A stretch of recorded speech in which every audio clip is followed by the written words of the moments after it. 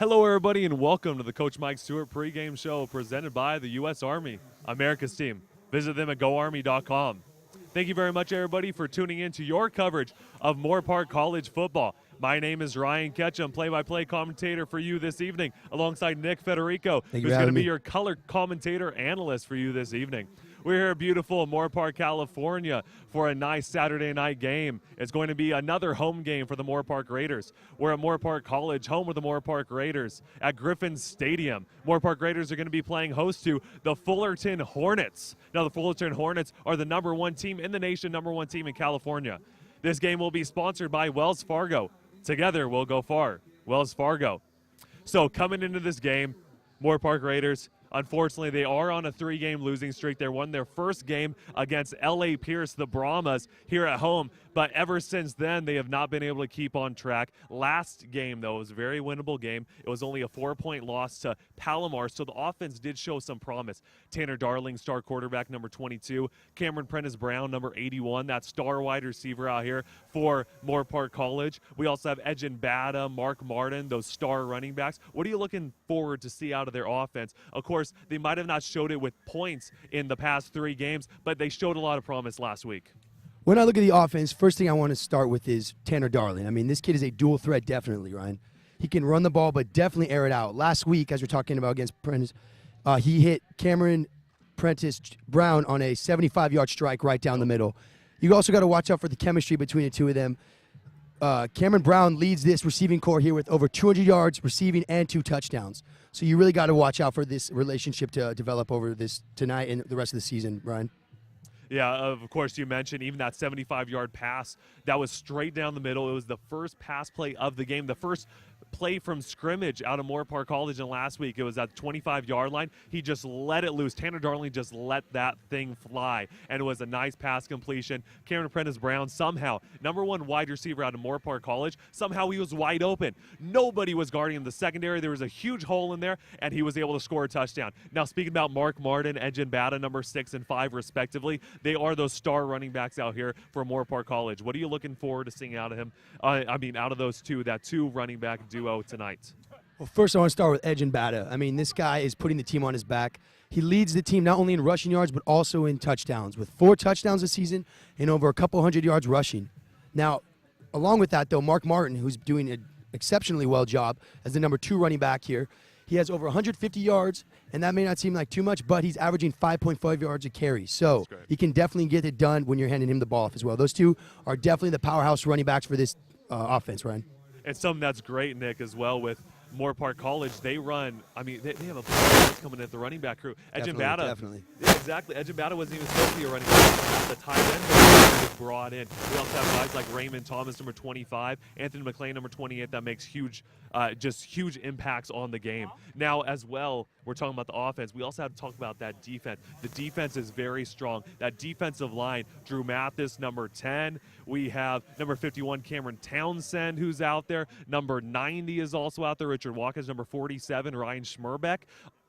That's our defensive line. Those 4 guys, they have been just dominating this season. The only problem is usually we're going up against passing teams. So how do you think that we could put the pressure on this Fullerton offense, this high-powered Fullerton offense with that strong defensive line? Well, I first want to start off with Watkins and also I want to start off with Watkins.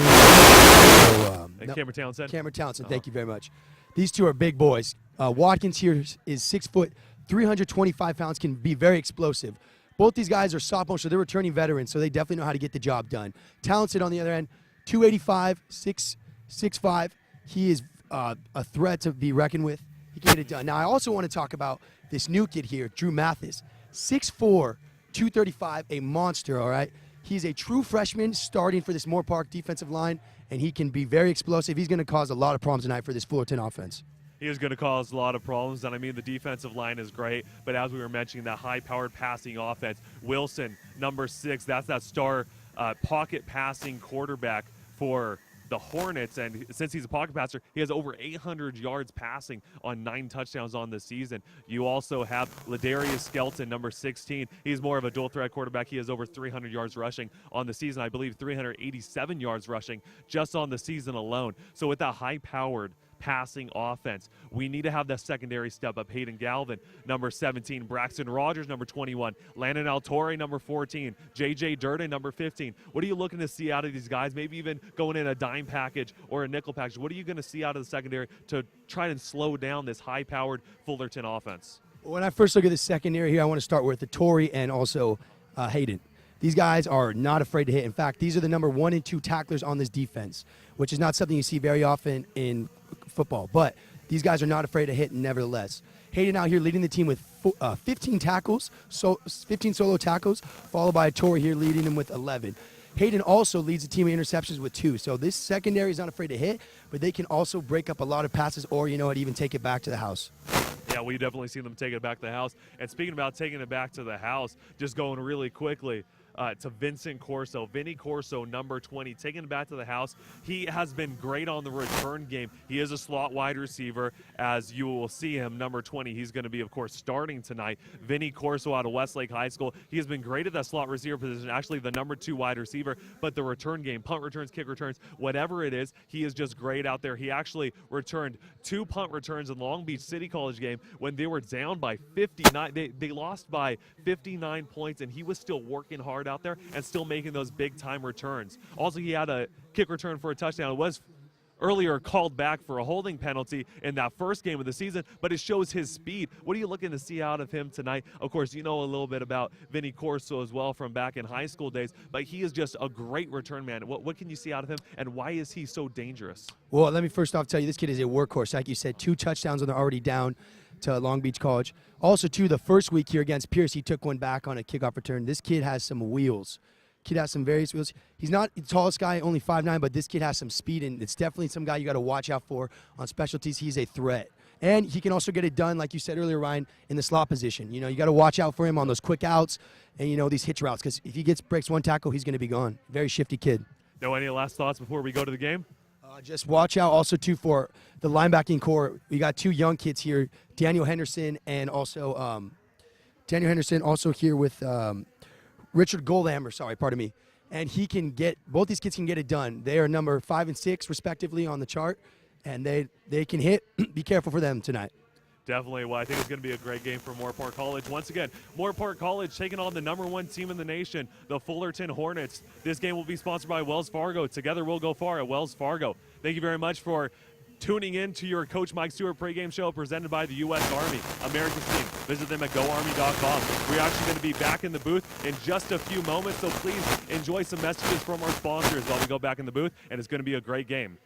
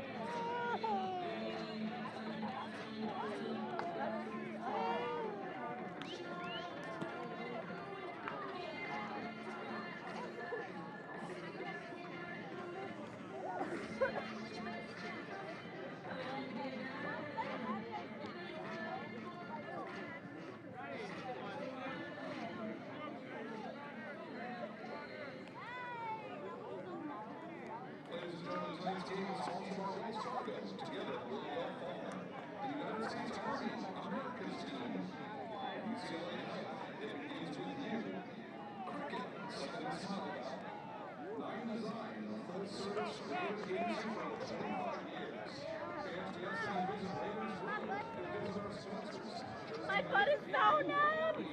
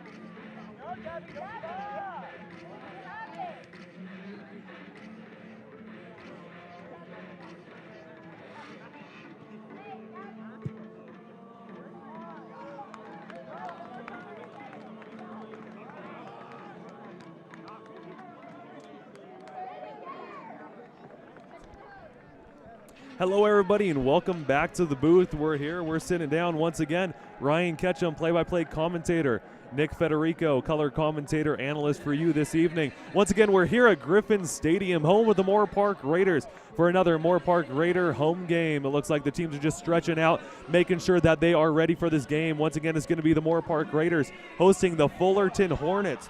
Fullerton Hornets, something that we didn't talk about enough in pregame. #1 team in California, #1 team in the nation. They are national champs and California champions last season. I mean, this is going to be the toughest competition for Moorpark this whole entire year. They're coming out here. Even if you look at the roster, they have players from all over the country. It's just incredible. What are you looking to see out of this Fullerton offense? I mean, we've been talking about their passing game, but just coming out here, they got that #1 ranking behind them. They're still on a 4-0 streak. What are you looking to see out of their offense? You know, I'm looking to see a powerful offense. I mean, running and throwing, they're much more of a passing team, but they can actually get it done rushing as well. Their leading rusher is actually their #2 QB, Ladarius Skelton here. He's had 350 yards rushing and 3 touchdowns, followed by Gerald Hullett, 4 touchdowns here and 200 yards rushing. They can get it done in the rushing game for sure, but let's talk more about the passing game tonight. Kane Wilson, their #1 quarterback here, 108 yards, and 9 touchdowns this season, 4 games alone. They are very explosive here. You know, their #1 receiver here is Robert Johnson, has 4 touchdowns and 330 yards. He can get it done. They have a lot of power, running or passing. Moorpark's defense is going to have to bring it tonight on both levels. One thing that is great about their passing game, as you mentioned, Robert Johnson, #10, Marcus Grossman, #13. Both of them have over 330 yards receiving on the season. They have 7 touchdowns combined on the receiving side, so they are just great. They're explosive wide receivers. One of the problems, as we were talking about in pregame, is Moorpark Raiders, they need to step it up on the secondary. Their secondary has not been They have not been playing well against these strong wide receivers, this strong passing game, so they need to make sure they come out here and they are able to handle them. I mean, Robert Johnson, 6 foot, 170 pounds. We also have number 10 out here, #10, Robert Johnson. He's also pretty solid. #13, Marcus Grossman. He's 5'10" and 180 pounds. So still two kind of small wide receivers. They're almost like a Vincent Corso type. They're smaller in size, but they definitely know how to run. They definitely know how to get in space. They definitely know how to fold the defense and get open. Basically, that's one of the hardest things for wide receivers to learn is how to get open, that powerful route running. Well, what are you going to see out of this Moorpark secondary? I mean, it's not playing against those big, tall wide receivers, those tall ones that we saw at Long Beach City College. This is a different type of game where it's going to be those small, quick ones. Well, you know, when I think about this, the slot receiver doesn't get as much credit as I think they should. That you're going to always have your deep threat, receivers, your Julio Jones type receivers going deep on you and stuff. But like you said, Fullerton's got a lot of smaller receivers, but there's a reason why they have so many passing yards. And that's because slot receivers, if they're good at what they do, if they can get open, they'll cut you for 15, 20 yards. They may not burn you on one play here, but they'll definitely find a way to get first downs. And it's almost worse for the defense because slot receivers, they'll get first downs here and there, and they can wear your defense out, which is worse than actually just having a long bomb. Defense goes on the field for 1-2 plays, can actually catch their breath. They're back on their next series. But, these slot receivers are brutal because what they'll do to you is they'll get 5, 6, 7 yards, 20, 30 yards, just slowly work you down the field and wear your defense out. And the longer your defense is worn out, that's a bad thing. One of the first rules in football is you don't want your defense on the field too long because if your defense is on the field too long, they're going to be burnt out, and then your offense is going to, if something happens, get a 3 and out, something goes on, fumble, turnover. Your defense has to go back out there. They've already worn down from the last drive, and they're going to be deteriorated. Right. It's definitely going to be interesting to see it out here, especially as you're talking about. We need to make sure the defense stays off of the field, and that basically starts with Tanner Darling. One thing that we need to get settled is we've had a great rushing attack this season. We were talking about pregame Ejin Bata, number 6, number 5, Mark Martin. Other guys as well, like Raymond Thomas, number 25, number 28, Anthony McLean also out there. That really big, broad running back core we've seen out here for the Raiders. They have been on fire this season. But when we have a team that stops them, we're not able to return the favor with the passing game. We need to make sure we have the passing game going. They basically work off of each other, of course. If you're going to have a big-time passing offense, you need to have the running game work at least a little bit. You need to make sure that you have those play-action passes. They're going to bite on the run, and then you're going to have a receiver wide open. If you just have a strong running game, they know it's going to be a handoff. When you go and play-action pass, they know that you can't throw it down the field. So if you're going to use that play-action passes, you're going to use those different, trickery plays that you want to use against the defense. You need to have both sides of the offensive scheme working for you. So we need to see Tanner Darling step up a little bit. We need to see him have a bigger contribution in this game. Definitely. And to add on to that, Ryan, you're right. You need a balance of running and passing. If your team is only running or only passing, what's going to happen is soon enough the defense is going to key on that, and they're going to take advantage of it. They need to have success in the run game to establish the passing game. So, they're going to need to get a couple first downs here and there to keep the defense honest, Fullerton's defense honest with Moorpark. But once they start opening up the passing game, we've seen Tanner Darling, he can air it out like you're talking about on the pregame show. He can hit people for 75 yards down the field on a dime. Not only that, Fullerton needs to make sure that they can keep pressure on Darling. Otherwise, if he's not contained, Darling can break it for 20, 30. He can run the ball for a couple touchdowns here. So he's very quick, and he can be very accurate at times. He just needs to calm down in the pocket, and he can get it done. So they definitely need to be careful of Tanner Darling's dual threat abilities. One thing that I do like about Tanner Darling, he is listed as a dual threat quarterback, and he's shown that he's earned that title of a dual threat quarterback with his running game, but he's kind of a slide dual threat. It's not like they're running those quarterback keepers from. They're not running designed quarterback keepers.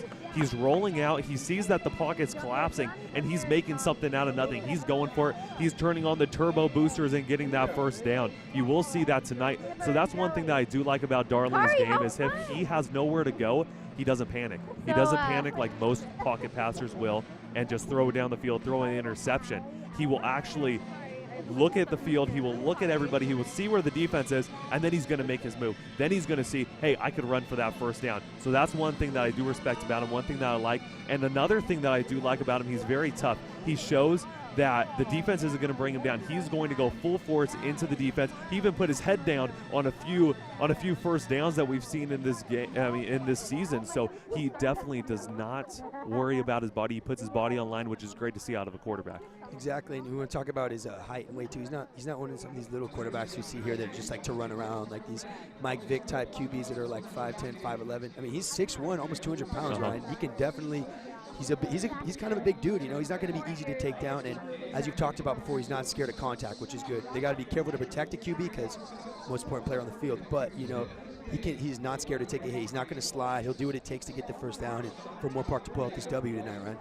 And that is definitely going to instill some motivation on your team. When you see your quarterback making plays like that, when you see your quarterback putting his body on the line, that's going to definitely make you put your body on the line. That means if my leader is putting his body on the line and he is sacrificing it all just to get a first down, just to get a touchdown, I'm going to do the same thing. I'm fired up. I'm ready to go. I'm going to make sure that I am able to push forward for that first down. Definitely, definitely. And, you know, the beautiful thing about football is even though this is the #1 team in the nation, in state and in the nation, you never know. I mean, the beautiful thing about football is anything can happen on any day. So, you know, if Moorpark plays their butt off and executes, you never know what can happen here tonight, right? One thing that I do like is with Fullerton's #1 ranking in California in the nation, as we've been talking about this whole entire pregame show, is that Moorpark has no pressure on them in this game. I mean, they may have the pressure of the fans and the cheerleaders watching them, but they have no pressure. They're the underdogs. They're not expected to win. They're expected to be, you know, blown out, frankly. So Fullerton coming in here, they have all the pressure in the world. If they mess up and they give a touchdown in the first quarter and they're down by 7, they're definitely going to have some problems on their hands. But actually, as we do have this pregame show, we're actually going to come to an end as Betty Jean Hanna, Moorpark Raiders own, is going to sing the national anthem.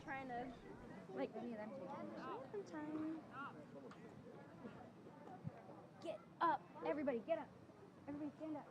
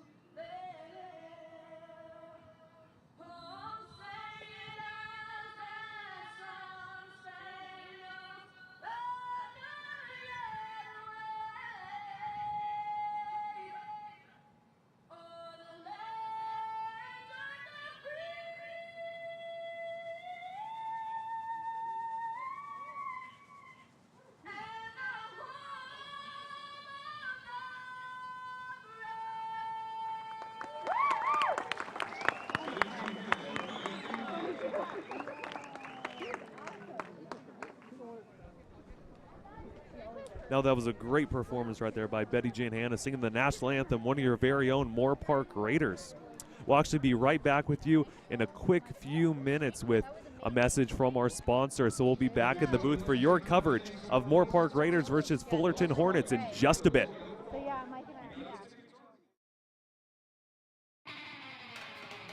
The faster you get here, the sooner we can cook it.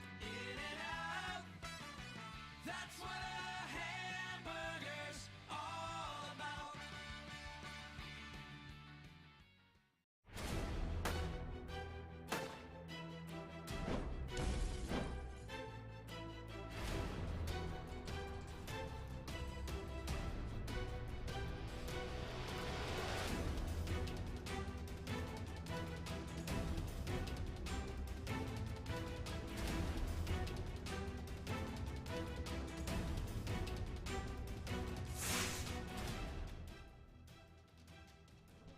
Hello, everybody, and welcome back to your coverage of Moorpark College football. Once again, Ryan Ketchum, play-by-play commentator alongside Nick Federico, color commentator analyst here for you this evening in this big-time game for the Moorpark Raiders. They're playing host to the Fullerton Hornets. Once again, The game sponsor for tonight is Wells Fargo.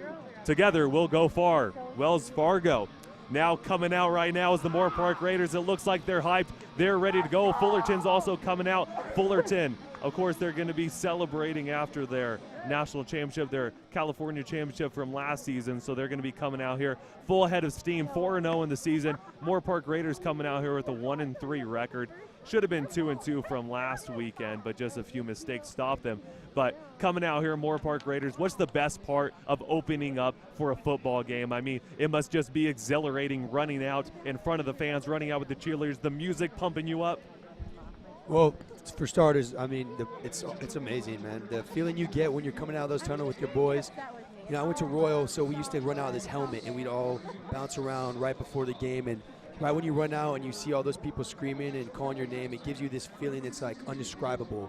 It's like these jitters that come up your body, almost like when you're nervous, but it's pure excitement. I mean, you got to love every minute of it. When I used to come out, we used to have pregame rituals, you know. Nobody would really talk. Everyone would just keep their head down, focus on the game, at the task at hand. We were very serious about our job, and you got to love every minute of it. Now, like you talked about earlier, you said how there's not too much stress going on for Moorpark, and you're right. But for the Fullerton, on the other hand, they have a lot of stress going on. And I remember those kind of situations where we'd be playing a team that we know we should destroy, and we'd be way more nervous about those games than teams that we knew that were much better than us. And it's that feeling of like, oh my gosh, if we lose right now, like everyone's going to think we're, you know, like we're a joke. So Moorpark actually has all the momentum plus some because, you know, if they lose, it's whatever. But if they win, they're going to shock the world. If they can win, they're going to shock the world. So it's going to bring a lot of attention. This game, as weird as it seems, it's probably going to bring a lot of attention tonight because Moorpark, even though, like you've said, their record doesn't define them, they come and they play with a lot of explosiveness. Just right off the bat, they'll come and get you. And Fullerton, of course, they're always hyped up. So you're going to see two teams out here getting it all night long, right? Yes, you are going to see two teams getting it all night long, and hopefully this is going to be a great game. I mean, I expect the Moorpark Raiders to shock some people, as you were saying. I'm expecting them to come out strong. Definitely. As we've been talking about, no pressure on them. They are definitely going to come out strong. They see that there's no stress, there's no pressure on them. Mike Stewart is just going to have their guys go out and say, hey, enjoy this moment. You're going up against the #1 team in the nation. Enjoy this moment. See how good they are, but then show how good you guys are. Show maybe even how much better your players are. Represent Moorpark College. Show them what it is like to be a Raider out here. You got to represent, maybe even rip the stinger out of the Hornets tonight. Yeah, you know, Ryan, the thing, too, it's almost a blessing in disguise. I mean, they get to go against the best of the best. Like, literally, this is the best team in the nation of JC level. So it's a blessing. I mean, these guys are, if anything, they're just going to learn how good they are and what they need to work on. The other thing, if I'm a player on the field right now, I'm thinking about is there's a lot of scouts that follow Fullerton. So if I'm on Moorpark, I'm going to do something special tonight because I have a chance to get looked at because Moorpark doesn't bring around nearly as many scouts as Fullerton. And I guarantee there's a couple scouts in the crowd tonight. So if Moorpark can perform, and especially some of these individual players do something special, they're definitely going to get their name out there and, you know, move on to the next level if they keep working hard. And that was a great point that you made with the scouts. Of course, the reason why they're at a junior college, the reason why they're at a community college is because they want another chance. They didn't get the scholarships that they wanted out from high school, so they want that other chance. They want to come out here and they want to prove what they've got. You know, and like you're saying, this is like their last chance, you know what I mean? Like high school, some guys, you know, think about it. JC, this is the last given opportunity. So these guys, you'll see a lot of competition. It's beautiful. A lot of these guys are just working their butts off because they know, like, it's a make it or break it moment. Like, this is all they got. After this, you can't play after this. So a lot of guys are working their butts off to get to that D1 level. And now here comes the opening kickoff here for the Moorpark Raiders versus Fullerton Hornets. Back to receive the kick, number 26, Matthew Drake, the 6', 168-pound cornerback, and Edgin Bata, number 6. Bata's going to return the ball at the 7-yard line. He has some blocking in front of him. The big Bata swing down past the 25 to the 28-yard line. Now you got to watch, too. You got to watch that wedge because that is so key on the kickoff return.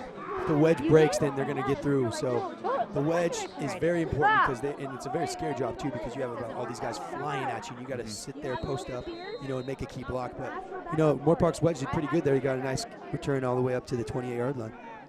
I know here comes our first looks at Tanner Darling out in this game. Tanner Darling's going to line up in the shotgun position. This was such a good thought of mine. I'm so proud of myself in my brain. Tanner right now reading the field here. That's what Seeing if happens he when can you make get any masters. adjustments. Could be a first down and 10. Hand off to Bata. Bata straight off the left tackle. It's going to be a loss of 1 on the first carry of the game. Now, Moorpark's O-line's really got to watch that D-line, because if they start getting at him in the run, then they're going to have to revert to the pass. And you can't, like we were talking about That's a earlier, lot to you can't write. just lean heavily on the pass, because then there's no balance. The defense will be able to key on that. So they're going to need to work on getting those blocks picked up and get a couple first downs here on the run only to keep that defense honest, Ryan. Ryan Matlock, William Boucher on the near sideline. Your wide receiver is number 19, Lorenzo Berardi on the far sideline. Got Martin Just in the write 'em off. backfield No, right write 'em next to when Tanner what Darling we're and gonna do Bata behind thing is him. if you It's number going to be a them, wide she's receiver gonna be screen like, pass play. well, Ryan there's Matlock more just than 10, overset. so There when is a she gets to penalty 10. flag. Don't be too surprised if it's roughing the passer. Now, like I was saying, they really got to keep the pressure off of Darling, because it's going to make him, like you saw right there, Do you right? want me to move It's going to that? make him rush the pass, and if you're rushing the pass, it's not very good. You're going to have an overthrow ball, and they really need to calm down and work on picking up their blocks so they don't have these kind of mishaps happen. And it seemed like he got nailed pretty hard because he's still down I'm on sorry, I the didn't ground. realize what it was. I thought it was Unfortunate right there for the Moorpark Raiders with Tanner Darling.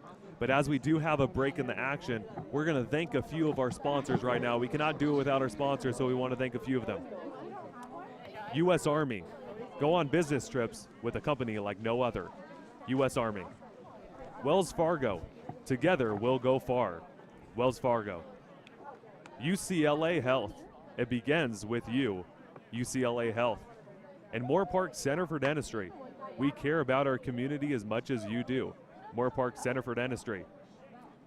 Looks like Tanner Darling still down on the field, number 22, star quarterback for the Moorpark Raiders. Now, even though it's a horrible thing, we always used to have this saying in high school, Ryan, that says next guy up. And basically, it says it all in itself. You know, your starter goes down, the team's a little down and stuff, but you never know what kind of strength and leadership can come out of the number 2. There's a lot of times you've seen people like, I don't know if you know the story of Luke Gehrig. There was a guy that started right in front of him at first base. He was hurt for one game. Luke Gehrig took a spot, and then Luke Gehrig played 21 years without missing a heartbeat. So, you know what? Let's see what we can get out of Dax Blinn here, who's actually done not too horrible here. He's got 130 yards passing, and, you know, he can, from what I've seen so far in the season, he can actually air the ball out too. So, you know, Moorpark's got a little bit of safety here in the number 2 QB, Dax Blinn. And Dax Blinn, he's that rookie. He's the freshman out of Westlake High School. Had a great season his senior year. It's going to be a first down and 10. Pass completed. Wow, that was a tough pass completion right there, number 23, William Boucher. And I'm pretty sure they got that first down right there for a late hit on the QB. Right there. Yes, that's why they threw that pass. I mean, they threw that penalty flag on the ground. Of course, Tanner Darling, he got lit up on that play. And that's something you can't see on the defense too. You can't be playing stupid. You know, obviously it's all about hitting and, you know, making the right moves, but just too much anger and aggression, and carelessness, I should say, is going to cause you plays like that. Second down and a ball at the 44-yard line. Dax Blinn, quarterback keeper, gets past the 45 down to the 47. Sets up a third down. Yeah, a little mishap right there. You know, because he's the number 2 QB, you're not going to get as many reps during practice, so maybe he could work on that during this upcoming week. But yeah, once they start getting the timing down, I think they should be all right. Yeah, they should be fine after they get the timing down. He is a great quarterback, once again, out of Westlake High School. Now setting up for the third down and 5. A third down and 5. Ball at their own 47-yard line. A 4 wide receiver set, 2 in the slot, overriding the far sideline with 3 wide receivers. A little bit of motion down on the field. I think we got to jump there on 92. Yeah, it looked like it was going to be neutral zone infraction on the defense. And see, that's another thing about defense too. You come out so hyped up. You always got to play. Coach always talks about you got to play within your own emotions. Everyone's going to be hyped up. You know, you're about to go light some people up. It's a great feeling. You got all this excitement, but you got to play smart. Just like we saw earlier, that late shot on Tanner Darling just cost him a first down. And now we just see right there 92 coming off that edge right there. It's actually going to be a false start penalty against the offense. 92 did move, but the offensive line moved with him, so they called it on the offensive line. So it's going to be a big third down. Third down pass is complete to the near sideline. Breaking forward for a first down to William Boucher once again. First down, Raiders. And that's a route that gets a lot of defenses there, Ryan, is the crossing route. A lot of linebackers are told you got to hit him, but a lot of people stay off him because he's coming through so many zones at once. And we see right here, Fullerton's playing the zone defense, so no particular man's going to be on him. But when you see him come across in the zone, if you're running a crossing route, since not one person's on you, they're going to be able to hit you in stride and carry you out for that first down. Exactly. Now setting up a first down and 10, ball at the 43-yard line. Inside Hornet territory, a bad snap leads to a quarterback keeper. Dax Blinn was not going to keep it on that play, but he had to. He is down now at the 39-yard line, past the 40. And what I'm noticing right now, early, Ryan, from Dax is that he's not scared to take a couple hits here. I mean, even though these are busted plays, he's still making something out of nothing. He just got a nice 4-yard carry, which is very good for a busted play. So you can't rely on those only, though. You got to get the timing down, definitely. One thing about Blinn, he is kind of putting his body on the line right now. Maybe he learned that a little bit from Tanner Darling out in practice, because he didn't do that too much at Westlake, but it's good to see that. Vinny Corso is the man in motion. It's going to be a jet stream handoff to the far sideline. Has some blocks in front of him, down to the 30. Another first down for Moorpark, pushed out of bounds at the 27. And Vinny Corso, I mean, what can't this kid do? You know, he's taken about 3 or 4 touchdowns back for kickoff returns back for touchdowns / punts, pardon me. And this guy can play slot receiver right here. They just had him in the halfback set here, running him across on this sweep route. And Vinny Corso, very fast. He's very fast. He's very agile on his feet, so it's great to see him. Usually you'll see some jet sweep handoffs throughout the game. Yeah, they like to play him in the slot, I've noticed. They do. He's in the slot once again. It's going to be a halfback screen. Pass is incomplete, intended for Edgin Bata, number 6. Edgin Bata, like we talked about in the pregame show, along with Mark Martin, these guys can both carry the ball. They're much bigger dudes, too, for running backs.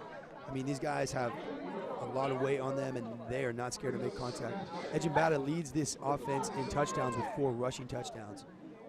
I mean, he's almost 6 foot, 190. So Edgin Bata is definitely a force to be reckoned with here. Big guy. He was originally supposed to be playing tight end, but switched over to the running back position when they saw his real purpose.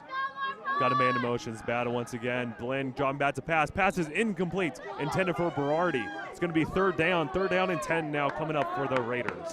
So what I'm thinking right now, you got a 3rd and 10 here. You're on the 27-yard line. You got to be aiming for the sticks right here, Ryan. A nice 10-yard hitch route. Maybe a comeback route would be perfect right now. You can't be running the ball. The defense has been slacking off a little bit out for the receivers, so maybe that comeback route would work perfectly. There's about 10:40 left in the first quarter of action. Score still stands 0-0. Dax Blinn lining up in the shotgun position once again. Usual formation going to be a handout to Bata, and the ball's on the ground. A little miscommunication. The ball's on the ground. And it's going to be Fullerton football. Number 89 was able to come up with that. Excuse me, that was actually Oscar Bergueno. Number 90 coming up with that fumble recovery. And watching that right there, it looks as if, could be wrong, but it looked as if they were trying to hit with a flea flicker, Ryan. I saw him kind of motion back with his hands before he got tackled. And, you know, that's what we're talking about with the offensive line. They got to hold up, because if you don't give your running back time to give it back, it's indefinitely you're going to get a fumble.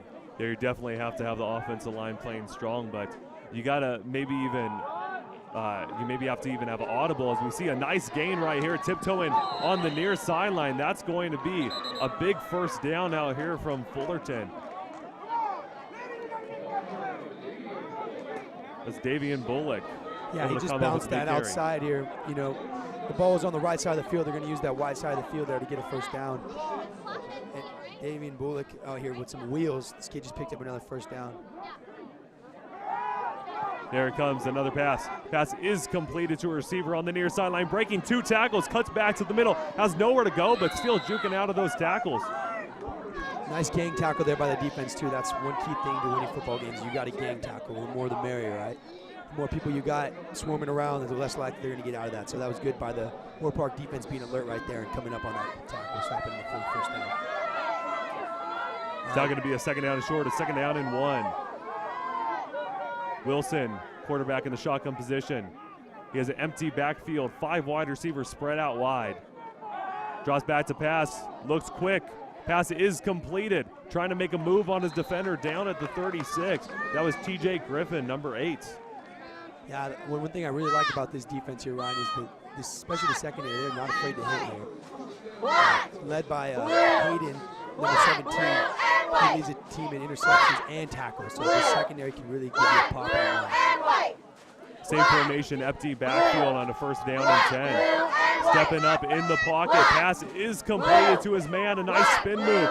Trying to get out of the tackle, and he's still on his feet. Gets past the 30-yard line. That's Robert Downs, number 87. And that was good there, Harry. Broke down right there. It's key. You got to be breaking down. If you're not breaking down, they're going to be shifty, especially this Fullerton offense. Very high-powered. So keys to making these tackles here is they got to break down and lock up those legs. Now it's going to be a second down. It's going to be a second down and 3. Ball at the 29-yard line for Fullerton, making quick work of this drive. It's going to be a handoff to the near sideline. He has some blocking in front of him, past the 20, inside the red zone. Jared Hewlett. Yeah, this running back, a lot of times what happens here is they see that little gap and they're so quick, they're just going to hit it like that. So that was good for that defense led by Daniel Henderson right there on that tackle to come down and stop it before he could get a real burst going. Because once they get past the linebackers, it's almost over. Exactly, and a great tackle, as you said, by Henderson. One of our pregame Raiders that we talked about is there's another pass completed now to Mayweather, Justin Mayweather. He's basically hitting all his wide receivers today. He's looking off the defense and making sure he finds the open man. Yeah, he's spreading the ball around to keep the defense on. It's not locking in on any one receiver right now. Sometimes what will happen is they'll keep hitting the same receiver over and over and over. And what the defense will start doing is they'll start double covering one receiver. But right now he's keeping the defense almost clueless on who he's going to throw to next. That's going to be another handoff to Hewlett. Hewlett straight up the middle, trying to push forward towards the end zone. Looks like he might be just shy. And that was a great job right there, Hewlett driving his legs. I always talk about his running backs. When you first make contact, you got to keep punching those legs. Some people don't realize that right after contact, you just give up, nothing's going to happen. But if you really drive, you never know. You can get 2, 3, 4 yards, and that can be the difference between a win and a loss in a game, bringing it all the way down to the 1-yard line. Hewlett's going to take it in. And he does take it in for the touchdown. Touchdown for the Fullerton Hornets. Yeah, right there, that was just a nice power eye right there, right up the middle. Offensive line did their jobs, beating the defensive line, overworking them, and he just was able to get right in there on that left side gap. And now, as I said, Fullerton making quick work of that drive. Now just 7:40 left in the first quarter. Fullerton putting the first score up of the game. Yeah, 6 foot, 190 sophomore. He definitely has some experience on the #1 team in the nation, so there's a reason why he's starting tonight. PAT attempt is up, and it's good. Fullerton's going to start off with the lead. 7-0, the score stands. We're actually going to go to a quick commercial break with our sponsors, so we'll be right back with you in just a quick few moments.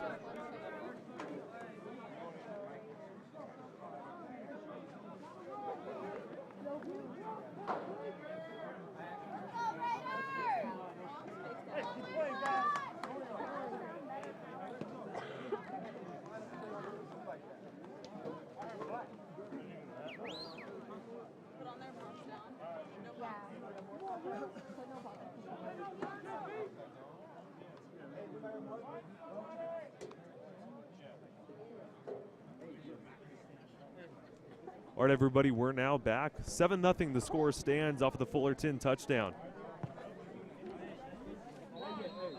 Now back to receive the kick, once again, Edgin Bata. And number 26 will also be out there, Matthew Drake.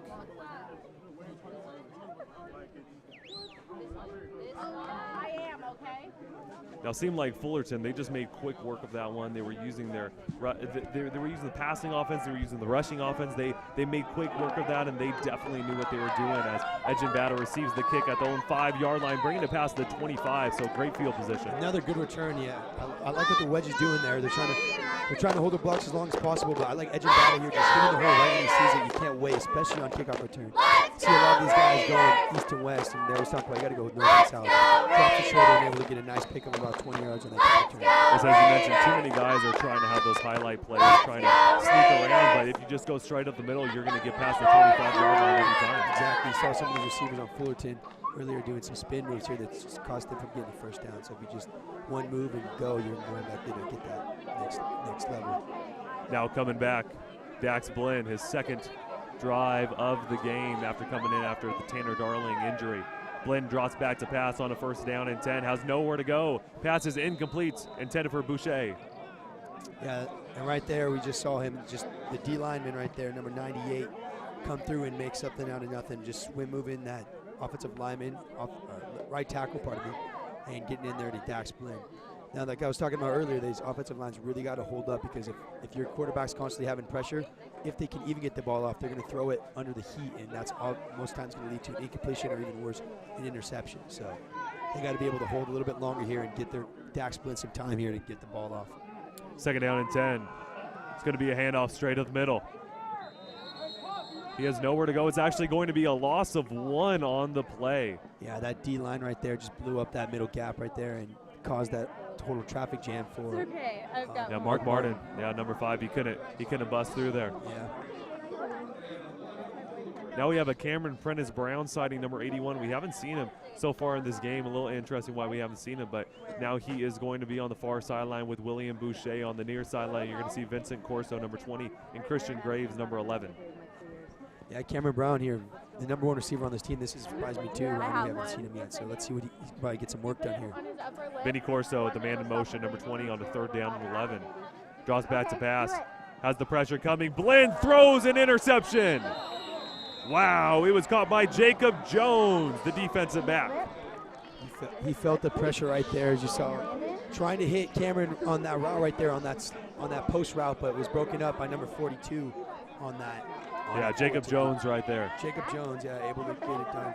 True freshman too, 5'10", 185, was able to make it happen. Does anybody else? And that's the kind of stuff we're talking about. Defense really does win games and championships. I mean, if you can look at Fullerton's team last year, there's a reason why they won it all. Defense, if you're able to just keep pressure on that offense, get them, wear them down, turnovers, of course, and give your offense the ball with confidence. That's the main thing. If your offense has confidence in your defense, then you're always going to be set. Now setting up a 1st down and 10, ball at the 40. Pass, short pass is incomplete. Braxton Rogers. Braxton Rogers with a nice pass deflection as you were meaning that nice breakup, number 21. Yeah, Braxton Rogers, I like that. He just went straight forward. A lot of cornerbacks try to come in after the catch and smack it away. He broke his hand right before he caught it, or right as he caught it. I really like this secondary here, Ryan. I mean, they play really aggressive. They're not afraid of anyone. They don't care that this is a number 1 team. They are playing aggressive. It's great to see them playing aggressive because so far this season we've had some troubles with them, but it's great to see them coming out here right now. Definitely. It's going to be a handoff straight off the left tackle. He has space in front of him, and he is brought down past the 30. It looks like he's going to be brought down right around the 25-yard line. That was Robert Johnson, number 10. Excuse me, that's actually number 30 out there. He was actually the running back in the game. He was one of the substitutions that was just made, Infant Eckford. Yeah, Eckford here making something out of nothing, cutting back. Now dropping back on the 1st down and 10. Pass deep down the field. It looks like it was caught, but it's going to be incomplete. Nice play right there by number. Yes, that was number 15, J.J. Durden. Thank you, number 15, J.J. Durden here. On him the entire time. The rule with the cornerback position is once you see that, you keep your eyes on the receivers at all times. And once you see their eyes start to get big, that's a huge key that the ball's coming in right there. So once he saw his eyes get big, he got his hands in there and broke up a very crucial play right there. And that was a tough play because that was number 9, Jordan Huffman, who's 6'4" wide receiver, so he has a big height advantage. Now dropping back with a 2nd down and 10. They send the pressure. Cameron Townsend was right there. Number 94, Jalen Valawaga was there for the big-time sack. There is a penalty flag, though. Valawaga out there to break it up right there. Got some wheels, too, for a D lineman now here. Explosive. Wasn't fooled by the little trickery of number 6 right there, and he was able to get that sack for a huge loss of about 15 yards. It's going to be a holding penalty against the offense. Of course, it's going to be declined because that was even a bigger loss right there off of the sack. So bringing Fullerton way back to the 40-yard line. That's actually where they started off this drive. Yeah, this defense is playing with a lot of heart, Ryan, let me tell you. They're coming out here ready to fight every play. I really like this D-line, too. They got some big boys here on that D-line. On that D-line, they got some big boys, especially number 90, Richard Watkins, 6 foot 325, very aggressive, blowing up that middle line right there. On a big 3rd down, it's going to be a handoff straight to the middle. He has daylight in front of him, and a nice tackle right there by Altore. That's basically a touchdown-saving tackle, but Hewlett just pushed through and just used his speed to be able to get down there, almost a 1st down. Yeah, Landon Altore, 6'2", 165 here.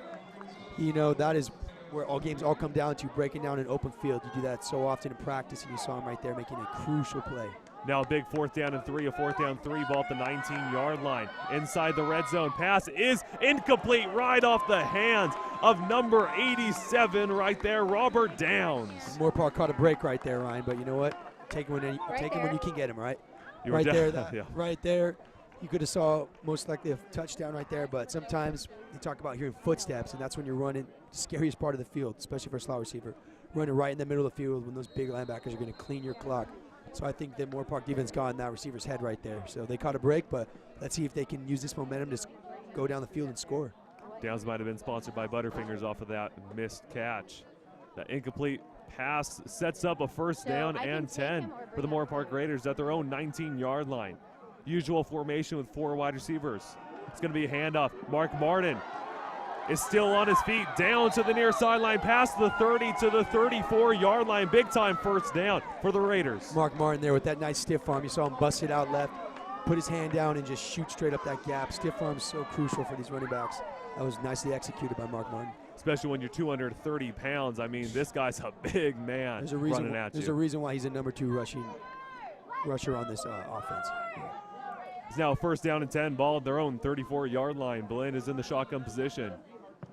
It's going to be a handoff to Martin. Excuse me, it's actually going to be a fake handoff. See, that's what offenses try to do. They try to establish the run, get a nice 1st down, keep that defense honest on the secondary, and then what they try to do right there, you saw a play action, but unsuccessful on that attempt. I'm surprised they went for a play action pass. They should have tried to have a quarterback option where Mark Martin actually got the handoff when he saw the defenders coming at him, but unable to do it quick enough. Definitely. It's now going to be a 2nd down, a big time 2nd down, a 2nd down and 16, ball on their own 28-yard line. Just about 4 minutes, 20 seconds left in this 1st quarter of action. Score still stands 7-0, Fullerton in the lead.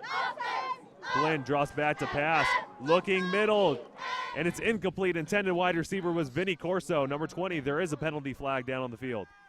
And if there was just maybe another second or two, he would have been able to see that he had a receiver coming across him.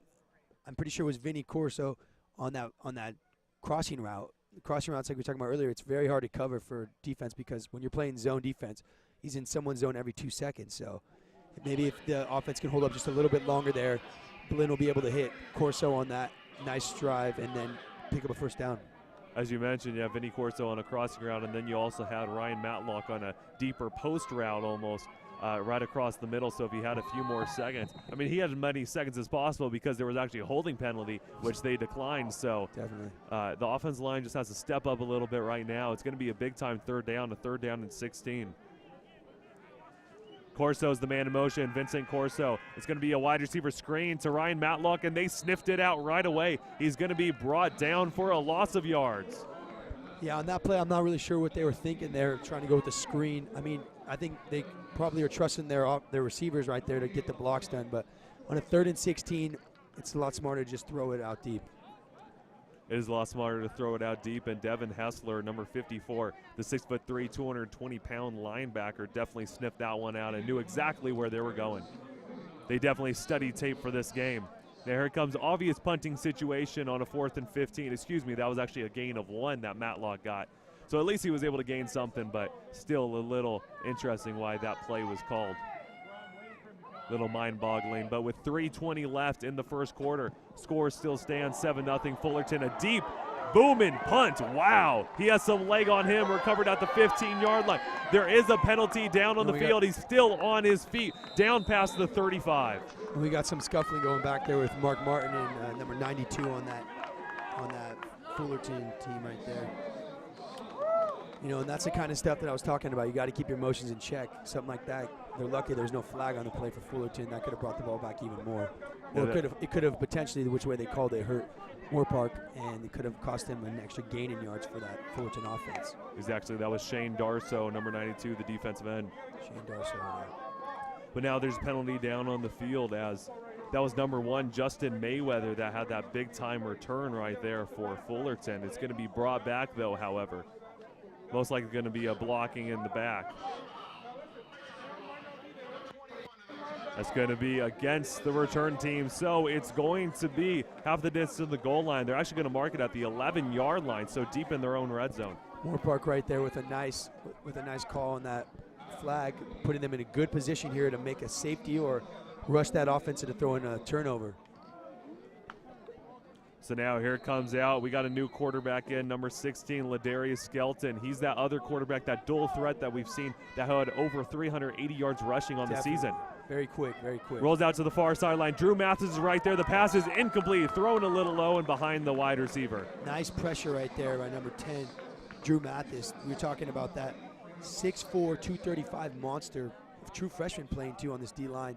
Coming out here with some wheels too, not letting that QB get to the outside, pressuring him, hitting him, and making his target off throw for that second down incompletion.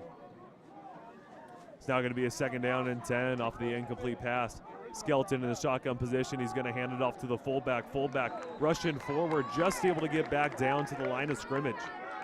Nice job there on the defense there to get past their blocks and cause some traffic right there on that run. Gain of 0 right there as well. Isaiah Webb, number 29, was there on the carry.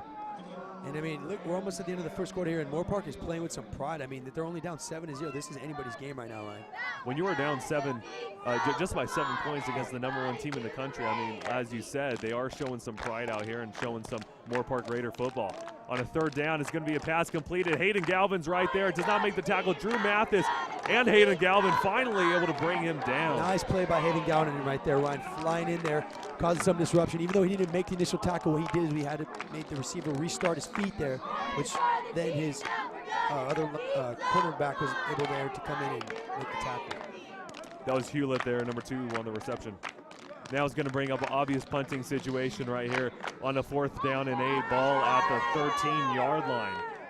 For the Hornets, Vinny Corso, the deadly return man that we've been talking about all pregame, is finally going to get his chance. Watch out for this kid. It's going to be a short punt, though, a high short distance punt, so he's just going to call a fair catch. Going to be marked down at about the 48-yard line. And a lot of times what punters will do, they respect punt returners just like in offense will respect defense and vice versa. They'll purposely punt it short so that they don't have a chance to run it back. They don't want to put themselves in that kind of predicament because we all know what Vinny can do when he gets the ball. Exactly. So now that's actually going to give Moorpark Raiders some great field position. It's going to be a 1st down and 10 ball at the 48-yard line, already in Hornet territory. And I don't think anybody expected this game to be where it's at right now. I mean, Moorpark can come down in the next couple plays, score, and tie the game. Exactly. Now Edgin Bada, number 6, is the running back in the game. We got the usual 4 wide receiver set. Got 2 in the slot, overriding the near sideline with 3 wide receivers. A bad snap. Dax Blinn has to let it fly. Edgin Bada, intended wide receiver, catches it. Still on his feet, just got pushed out of bounds at the 46. And nice job with Dax Blinn with that pressure right in his face. A lot of QBs are scared once they get hit, they'll overthrow the ball, throw it off target because they just want to get rid of it. Dax Blinn right there, took one to the face and still let it go for a couple yards right there. Turned a probably 7-8 yard sack into a 3-yard gain. And Bada wasn't going up against a small guy. He was going up against 6'3", 220-pound Devin Hessler. He's a linebacker out here for the Hornets, so he was definitely shrugging off some tough competition. It's now going to be, it's now going to be a 2nd down and 8, ball at the 46-yard line. Blinn under center. It's going to be a fake handoff. That actually is going to be a handoff to Anthony McLean. It looked like they had a little bit of miscommunication once again. Now back on their side of the field at the 49. Yeah, right there you saw Oscar Bergueno, the D-tackle freshman, 6'2", 260 coming in there and blowing up that play. It's really crucial, especially these tackles, more importantly the left tackle, but either tackle is the most position on the offensive line because you're protecting the quarterback's blind side. So right there, you saw Oscar come through, blow up the right tackle, and was able to get Dax Blinn on that sack, or near sack, pardon me. Vinny Corso was the man in motion, now on the near sideline in the slot. Blinn drawing back to pass, another blitz coming at him. Wow, he just cannot handle this pressure right now. It's going to be incompleted, so it's now going to be a 4th down, a big-time 4th down. Yeah, number 51, they just sent him all out blitz right there. Middle backer come flying in. Roy Otto. Roy Otto, 6'1", 220, flying in on that play right there. Got some wheels, too. And as a linebacker, he definitely showed off what speed he can have. But now, of course, punting situation for the Moorpark Raiders. Unfortunate they cannot get anything done with the great field position that they started off with, but just 23 seconds left in the first quarter, only down by 7, still a 7-0 lead for Fullerton. It's going to be a high punt, a short distance. It takes a Fullerton bounce all the way to the 37-yard line Got it where on. they'll take over. Got an unlucky bounce right there. Sometimes it's hard to do, but as a punter, if you can master it, it's really good. It'll actually get you looks into the next level. If you can pin it so that the ball can bounce perfectly the other way. But right there, you know, an unlucky spin. A football, one reason that makes football so different is the ball itself is unlike almost any ball in any other sport. And you usually just have a regular circle ball, but the football is so awkwardly shaped. The way it bounces, nobody knows where it's going to go. That's why you see a lot of times with fumbles and stuff, no one can grab it because it's so awkward. It'll shoot out in all different directions and ways. So unlucky bounce from Moorpark right there. Skelton now coming out with the offense with a first down and 10. It's going to be a handoff on the far sideline, and Moorpark knew exactly where it was going to go. A nice tackle right there for the Raiders. Right there, number 31 coming off the edge, taking out those legs. That's the most important thing to do for running backs. Can't be hitting them head on a lot of times because most times they'll run you over, but if you can take them out by the legs, most of the time they're going to go down. Norio Thomas, number 31, was there for the tackle. Now we're ending the first quarter of action. The score stands 7-0. Fullerton is in the lead. We'll be back with second quarter coverage in just a few moments.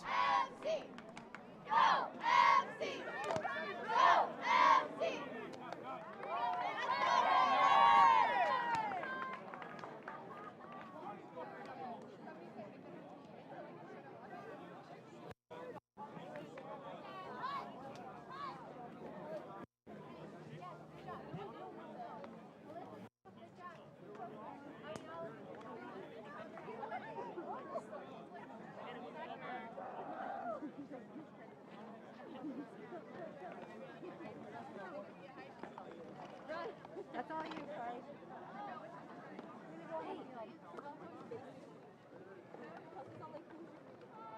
Yeah, right?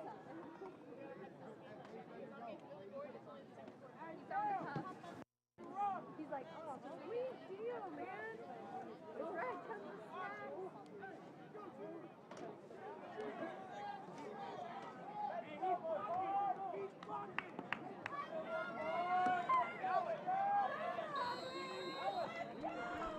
Hello, everybody, and welcome back to second quarter coverage here. Skelton is in the shotgun position. It's going to be a quarterback keeper on the far sideline. He's brought down for about a 1-yard gain. There is a penalty flag down on the field, however.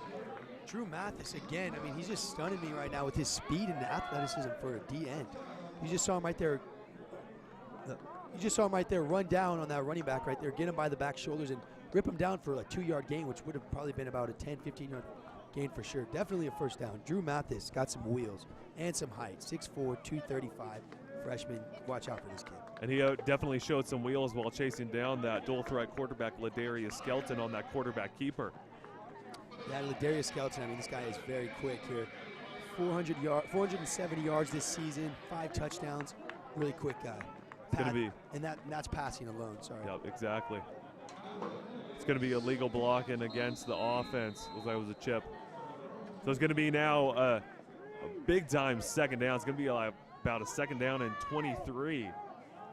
It's going to be a quarterback keeper once again. Skelton showing off the wheels. He's running up the middle, fakes around Hayden Galvin, and he's finally going to be brought down just past the 45 into Raider territory. And you see Skelton right there. Once he sees that pocket open up, it's almost like gold for a running quarterback. They're just going to hit it full speed, make a couple moves, very shifty guy, and he's able to take it 20 yards down the field.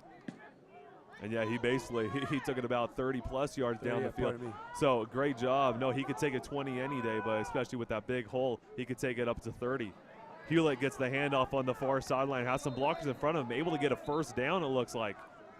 Nice job there, too, for him feeling out those tackles right there. A lot of things that do good for running backs is when they're hitting that hole, they sometimes will put their hands on those linemen kind of directing them which way to go, and that's why he was able to pick up a first down. So now it's going to be a first down and 10, ball at the 31-yard line. It's going to be a handoff to Hewlett once again, trying to run straight up the middle, and he is brought down by a plethora of Raiders. There you go. That's what I was talking about earlier. Those gang tackles are so key, Brian. You know, one guy gets to the legs, he's still moving. Someone else comes at the head. Someone else comes at the back. As many as you can, just until that whistle's blown, you never stop. Hey, they'll take assisted tackles all day. Exactly. It's now going to be a second down. It's going to be about a second down and 6. Skelton drops back to pass. Pass is completed to the far sideline. Makes a man miss, makes two men miss. Altori finally able to bring down Robert Johnson, number 10. Robert Johnson's been showing a lot of potential tonight, Ryan. I mean, first play of the game, he was out here taking it for a first down. And now he's out here getting first downs and receiving. He can run the ball against you. A dual threat as a receiver and a running back for this Fullerton offense. As you mentioned, he has 18 receptions, 332 yards receiving on 4 touchdowns. So great job by him this season as Skelton as the quarterback keeper on a 1st and 10. Brought down. It's going to still be a 2-yard gain, however. Nice player. Drew Mathis again leading this defense right now. He's a big part of why Moorpark's in this game right now, Ryan. Out here making sacks, stopping the run short, and right there you just saw him blow up another play right there and get the sack for this Moorpark defense. So now it's going to be about a 2nd down and 8. 2nd down and 8 ball at the 14-yard line, deep inside the red zone here for the Hornets. So it all comes down to right here, that red zone, 20 yards in, who wants it more? Yep, exactly. They're basically knocking on the door of the end zone, just waiting for the door to open. Pass is completed to the near sideline. It's actually going to be a loss of 2. A little mind-boggling why they pass it behind the line of scrimmage to TJ Griffin.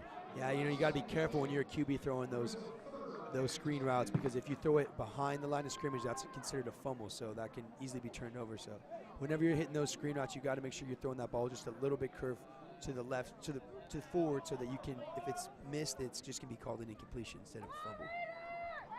And also Skelton not really known for his passing offense, so that's why it was a little low and a little bit behind the receiver as he makes another pass and a little miscommunication from the wide receiver. It's going to be a pass interference penalty against the defense on Braxton Rogers, it looks like at first look, number 21. Yeah, they just got to keep up that pressure with Darius Skelton, because as we've seen before, he likes to run it. So if you can keep that pressure but get to him, he's not as well in his passing game as he is in his running game. So if they can shut him down running the ball, they're going to have a lot better chance here, because when he throws it up, it's not as scary as going against Kane Wilson here. Kane Wilson, a lot more known for his passing game, having almost double the yards that Ladarius Skelton has passing. But when it comes to running, Ladarius Skelton leads the team, including running backs, in running. It is going to be pass interference. It was actually number 21, Braxton Rogers. Number 31 wasn't on the coverage there, so number 21, Braxton Rogers there for the pass interference. Devin Fleming, number 24, was the intended wide receiver on the play. It's now going to be an automatic first down, so a 1st down and 10. Ball at the 13-yard line. We got a man in motion. It's Hewlett. It's going to be a quarterback keeper straight up the middle. Nobody is around him. He's rushing in for a touchdown. Hornets. Skelton right there, design play right there. They wanted to send, if you notice, they wanted to send their slot receivers in on a post, and they had their deep receivers go out on a fade route, pulling away the entire defense right there, and Skelton was able to run it right up the middle, opening up the entire defense, spreading them out, able to run it up there for a nice 13-yard rushing touchdown with his wheels. And that was a great job by the offensive line. They got on the inside of the defensive line and was able to push them outward. They were to push them towards the sideline, so it just opened a wide open hole right there for Skelton. As the PAT attempt is up and it's good. 14-0, the score stands right here. That was a nice call right there by that coach. Very smart. They wanted to just keep that defense open, because if you have a single back set right there, almost every DB is going to be on some receiver. So what that does is it just opens up the defense, leaves you about one linebacker in the middle, as we saw. And then what they did was they had the slant routes come in, so they pulled away the linebackers, and that was able for Skelton to open up in the middle, huge pocket, and just take off for 13 yards. Very fast too. When he's when he's in the open field, he's a very scary runner, right? Exactly. He is a very scary runner. You got that right, Nick. And now, just with about 12:20 left in the first half, second quarter of action, Fullerton finally able to get their 2nd touchdown of the game. Moorpark still laying a goose egg right now, hopefully able to bring this back. Ejin Bada once again back to receive the kickoff alongside number 26, Matthew Drake. Ejin Bada, very good kick returners from what I've seen so far tonight. I mean, he'll take 5 yards and get a 20, 30-yard gain out of it. So this wedge tightens up a little bit. He's going to bust one of these times. It's a little surprising. Usually we see Raymond Thomas, number 25, the quick running back, and Vincent Corso, number 20, on the return team. So it is good to see a little bit bigger players out there, but we don't get that speed that we saw out of those guys. Definitely. Ejin Bada receives it at his own 8-yard line, brings it back past the 25 once again, right around the 28-yard line. Another nice pickup, putting that offense in nice field position, almost at the 30-yard line right there. Ejin Bada, not only is he good at running the ball, or pardon me, not only is he good at the running back position, but also a kickoff returner. Yeah, he definitely shows his strength on the kickoff return as well. You see that speed, but right when someone tries to hit him, he's the one that's the brick wall. He's the one that's pushing forward. Definitely, and he keeps those feet moving after first contact, which is huge for picking up those extra yards. Now coming out, still Dax Blinn, number 13, the quarterback. I see Tanner Darling standing at right around the 25-yard line. Off the field, though, on the sideline, so hopefully he's okay. But Dax Blinn has been doing a pretty impressive job so far. Yes, he has. He's been holding his own plus some, right? First down and 10 in the shotgun position. Pass is incomplete. Deflected once again from the defensive line. This Fullerton defense here, Ryan, they just keep coming at this Moorpark team right now, breaking them up on these pass deflections, also getting to them on the blitz. I feel like they're in their heads a little bit here, but if Moorpark can calm down, they're going to definitely get something. They're going to make something happen. Yeah, they do. They just need to calm down a little bit and assess what they have down the field. Another muff snap, and it's going to be taken by the defense. It's going to be Fullerton football. There is a penalty flag right now. It looks like it will be offsides on the defense. I did see one of the defensive line step a little past the line of scrimmage, so that's what the call is going to be, but still not a great play. Yeah, Moorpark caught a nice break there. They went on 2, so they fooled that defensive line there, so they got lucky that they jumped off sides. But if they wouldn't have jumped off sides, they would have easily got the ball on the 15, 20, on the 25-yard line about. The Fullerton offense would have recovered the ball. See, that's something that we need to do. We need to, as you said, calm down a little bit and make sure those snaps are crisp right in the chest of the, right in the chest of the quarterback, so he gets it right there. There is going to be another penalty flag, 2 back-to-back. And I'm giving Daxman a little bit of slack here because he is a number 2 QB, so he's not used to as much of these snaps and this game-type speed. But he has some statistics to show that he's played some of these games. He's just not as used to the pace. So I think there's a little bit out of rhythm here with the number 2 QB. And they got to get that down in between when the defense is on the field. They need to work with that snap. They need to work with the center. And a little unfortunate we see right here as Moorpark gets a false start penalty. So they gain 5 yards on the offsides penalty and now lose the 5 yards right back. So it's back to a 2nd down and 10. Ball at the 28, their own 28-yard line. Blinn, it's going to be a play action pass to Cameron Prentice Brown. It was thrown at his ankles. It's going to be incomplete, however. Yeah, there you go. You see right up the middle again, that Fullerton defense powerhouse, and right up there keeps giving it in his face. And I think they just need to, it all comes down to, Ryan, it comes down to mental toughness and discipline. There's a lot of these upsets you've seen in the past in football history that these teams that were smaller, weaker, underrated have beat these powerhouse teams because it's all about playing smart. If you can play smart, don't make these little mistakes, you can win this game. Moorpark can win this game. They definitely could win this game off a 3rd down and 10. Another bad snap, and he just has to let it fly. It looks like he was trying to throw it to Vincent Corso, but it was blocked a little bit. It was tipped by the defensive line. It didn't look like it was going to get there anyways, though. Definitely not. He was thrown off his back foot. Definitely. This pressure is just coming at him rapidly, and he has no time to throw. And if this keeps happening, Moorpark's not going to be able to get anything done tonight. What this offense needs to do, especially this offensive line, is they need to calm down, work on shutting down this defensive line, or at least giving Daxman here another couple, 1-2 seconds, just so that he can get the ball off. Because you can't get the ball off throwing, forget running, they're going to do the same thing, and you're not even going to have a chance to get a gain, blowing it up right there at the line of scrimmage. Exactly. You never know how good a quarterback is unless you have a great offensive line to give him some time. Definitely.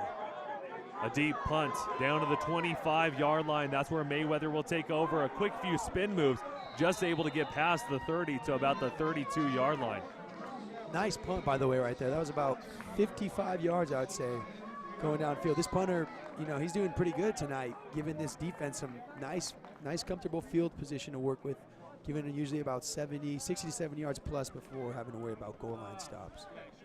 Yeah, he's doing a great job. You never want to see a punter punt it on your own side of the field. He's definitely booming it down, kicking all the way to the 25-yard line. I mean, he has got a pretty good leg, almost like Johnny Hecker from the Los Angeles Rams. Definitely. It's going to be a 1st down and 10. Ball on their own 32-yard line. Pass is complete past the 40-yard line. And that was a nice job right there. Number 21 coming up there, wrapping him up right as soon as he saw that ball released. They always talk about cornerback has the hardest position on the field because you got to be able to run with these receivers. You're usually a lot smaller than them, and you got to be the most athletic person on the field at all times, and not afraid to hit as well. Jordan Huffman, number 9, was the receiver on the play. It's now going to be a 2nd down, about a 2nd down and 2. It's going to be a handoff straight up the middle for a first down. It's going to be a first down, Hornets. Nice job right there by number 40, moving his legs, keeps driving down the field, and he makes something out of nothing right there, hitting that hole, keeps driving, and is able to get that first down. Yes, that was Justin Franks right there, number 40, running back. Justin Franks, 5'9". Not the biggest guy on the field, but definitely got some speed there. 190 out of Grenada, California. Now a player coming off the field for the Moorpark Raiders, a little bit of an injury. That's Norio Thomas, number 31. 21's Braxton Rogers, 31 is Norio Thomas, and he's kind of limping off of the field. It looks like there's a little bit of a cramping in his left leg. He's trying to shake it out right now. Yeah, you know, that happens a lot during the game, Ryan. You don't drink enough water. You talk about you need to be drinking water and hydrating 48 hours before your game because otherwise it will destroy you, especially by the end of the game, your body is aching. On first down and 10, a handoff to Hewlett. There is a penalty flag thrown out as a big-time tackle at the 50-yard line. Drew Mathis, number 10. Drew Mathis again, man. This guy is a monster. He's going to eat right now. He is out here making these hits, popping kids left and right. He's not scared of any of these Fullerton kids. Hats off to Drew Mathis.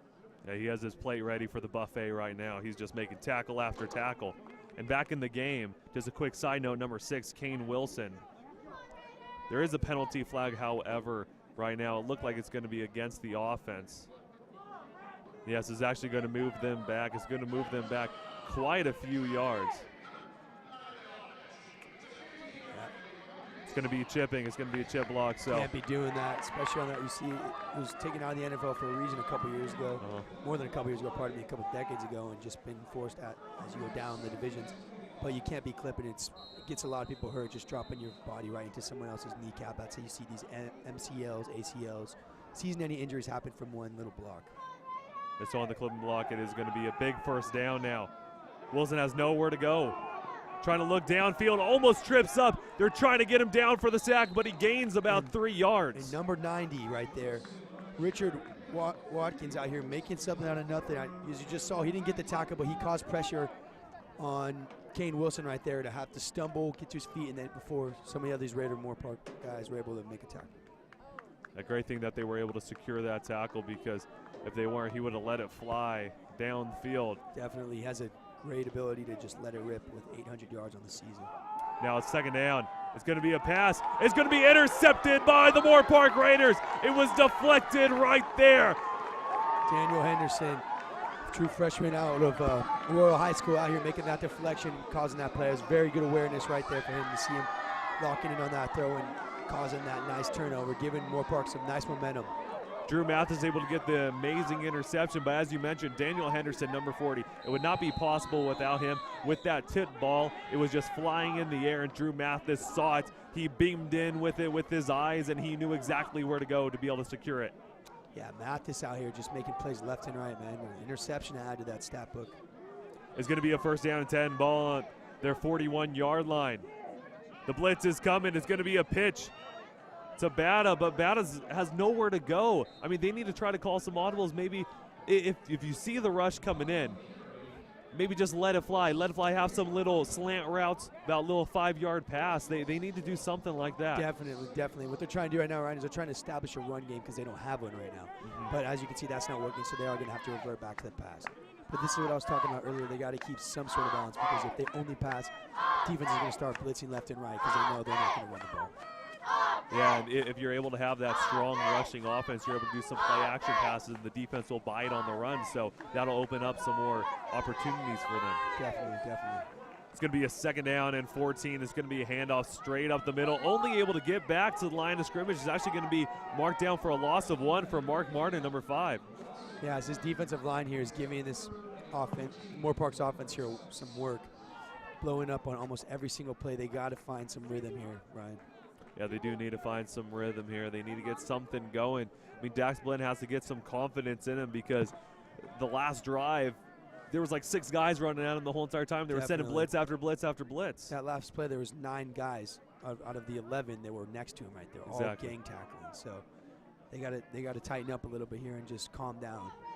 Because Moorpark has shown they're fighting this game. They've been showing Fullerton they can get them to work. So third down and 15. There is a penalty flag. No penalty flag. It actually will be a timeout. And while we have this quick timeout break in the action from the Moorpark Raiders, we're going to thank a few of our sponsors right now. We cannot do it without our sponsors, so we're going to thank a few of them at this moment. The lender you can call home, PennyMac. Let us tackle all your mortgage needs, PennyMac. DCH Auto Group, delivering customer happiness, DCH Auto Group. Nationwide is on your side, Nationwide. Jersey Mike Subs, since 1956, a sub above, Jersey Mike Subs. And Los Robles Hospital and Medical Center, well within reach, Los Robles Hospital and Medical Center. I kind of felt like Peyton Manning a little bit when I did that Nationwide jingle. It felt good to sing that a little bit. Yeah, definitely. You got the voice for it, Ryan, that's for sure. And the height.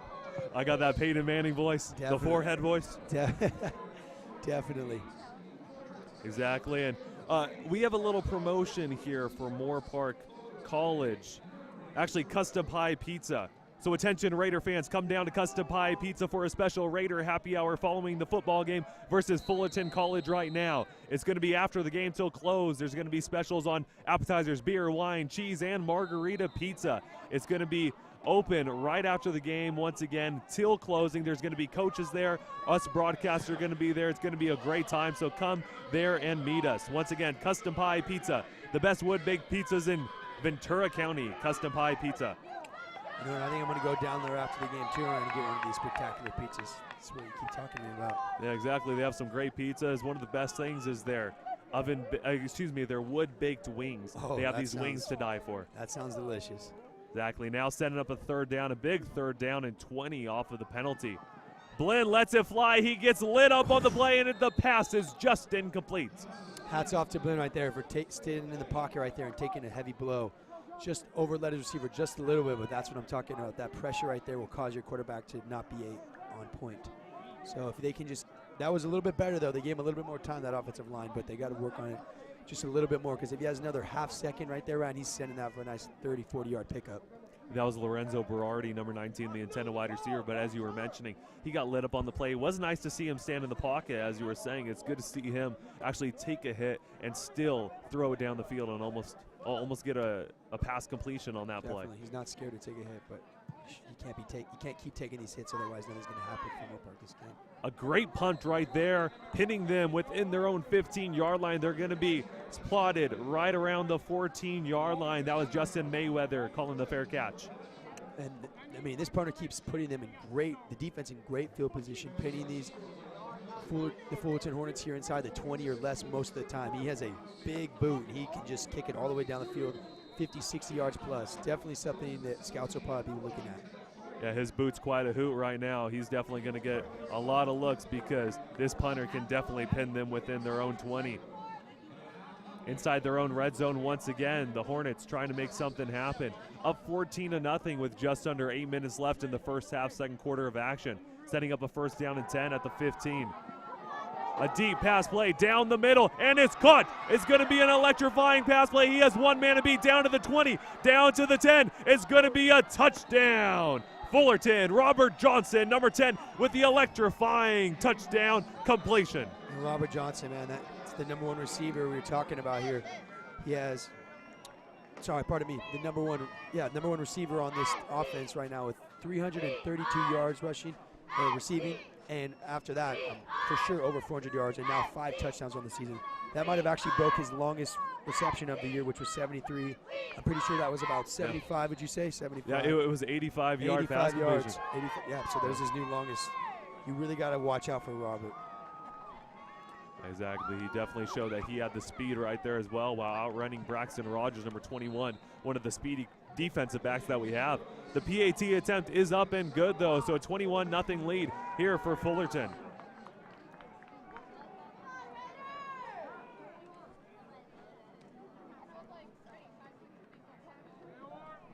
Yeah, and Kane Wilson right there just stepping back in the pocket and letting it fly right there.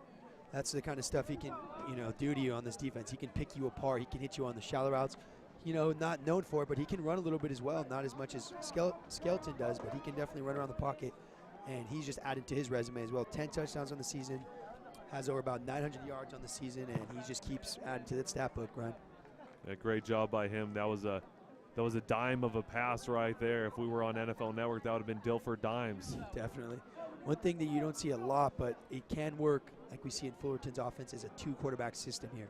Kane Wilson, the primary quarterback here when it comes down to just throwing the ball in, crunch time. But Darius Skelton, like we saw, can get it done too. So it's a good problem to have as a head coach. You know what I mean? You can start them both, but when it comes down to it, I think Kane Wilson will probably be starting the games. But Skelton over here too can do a lot of damage. Both these guys are probably heavily recruited out of JCs.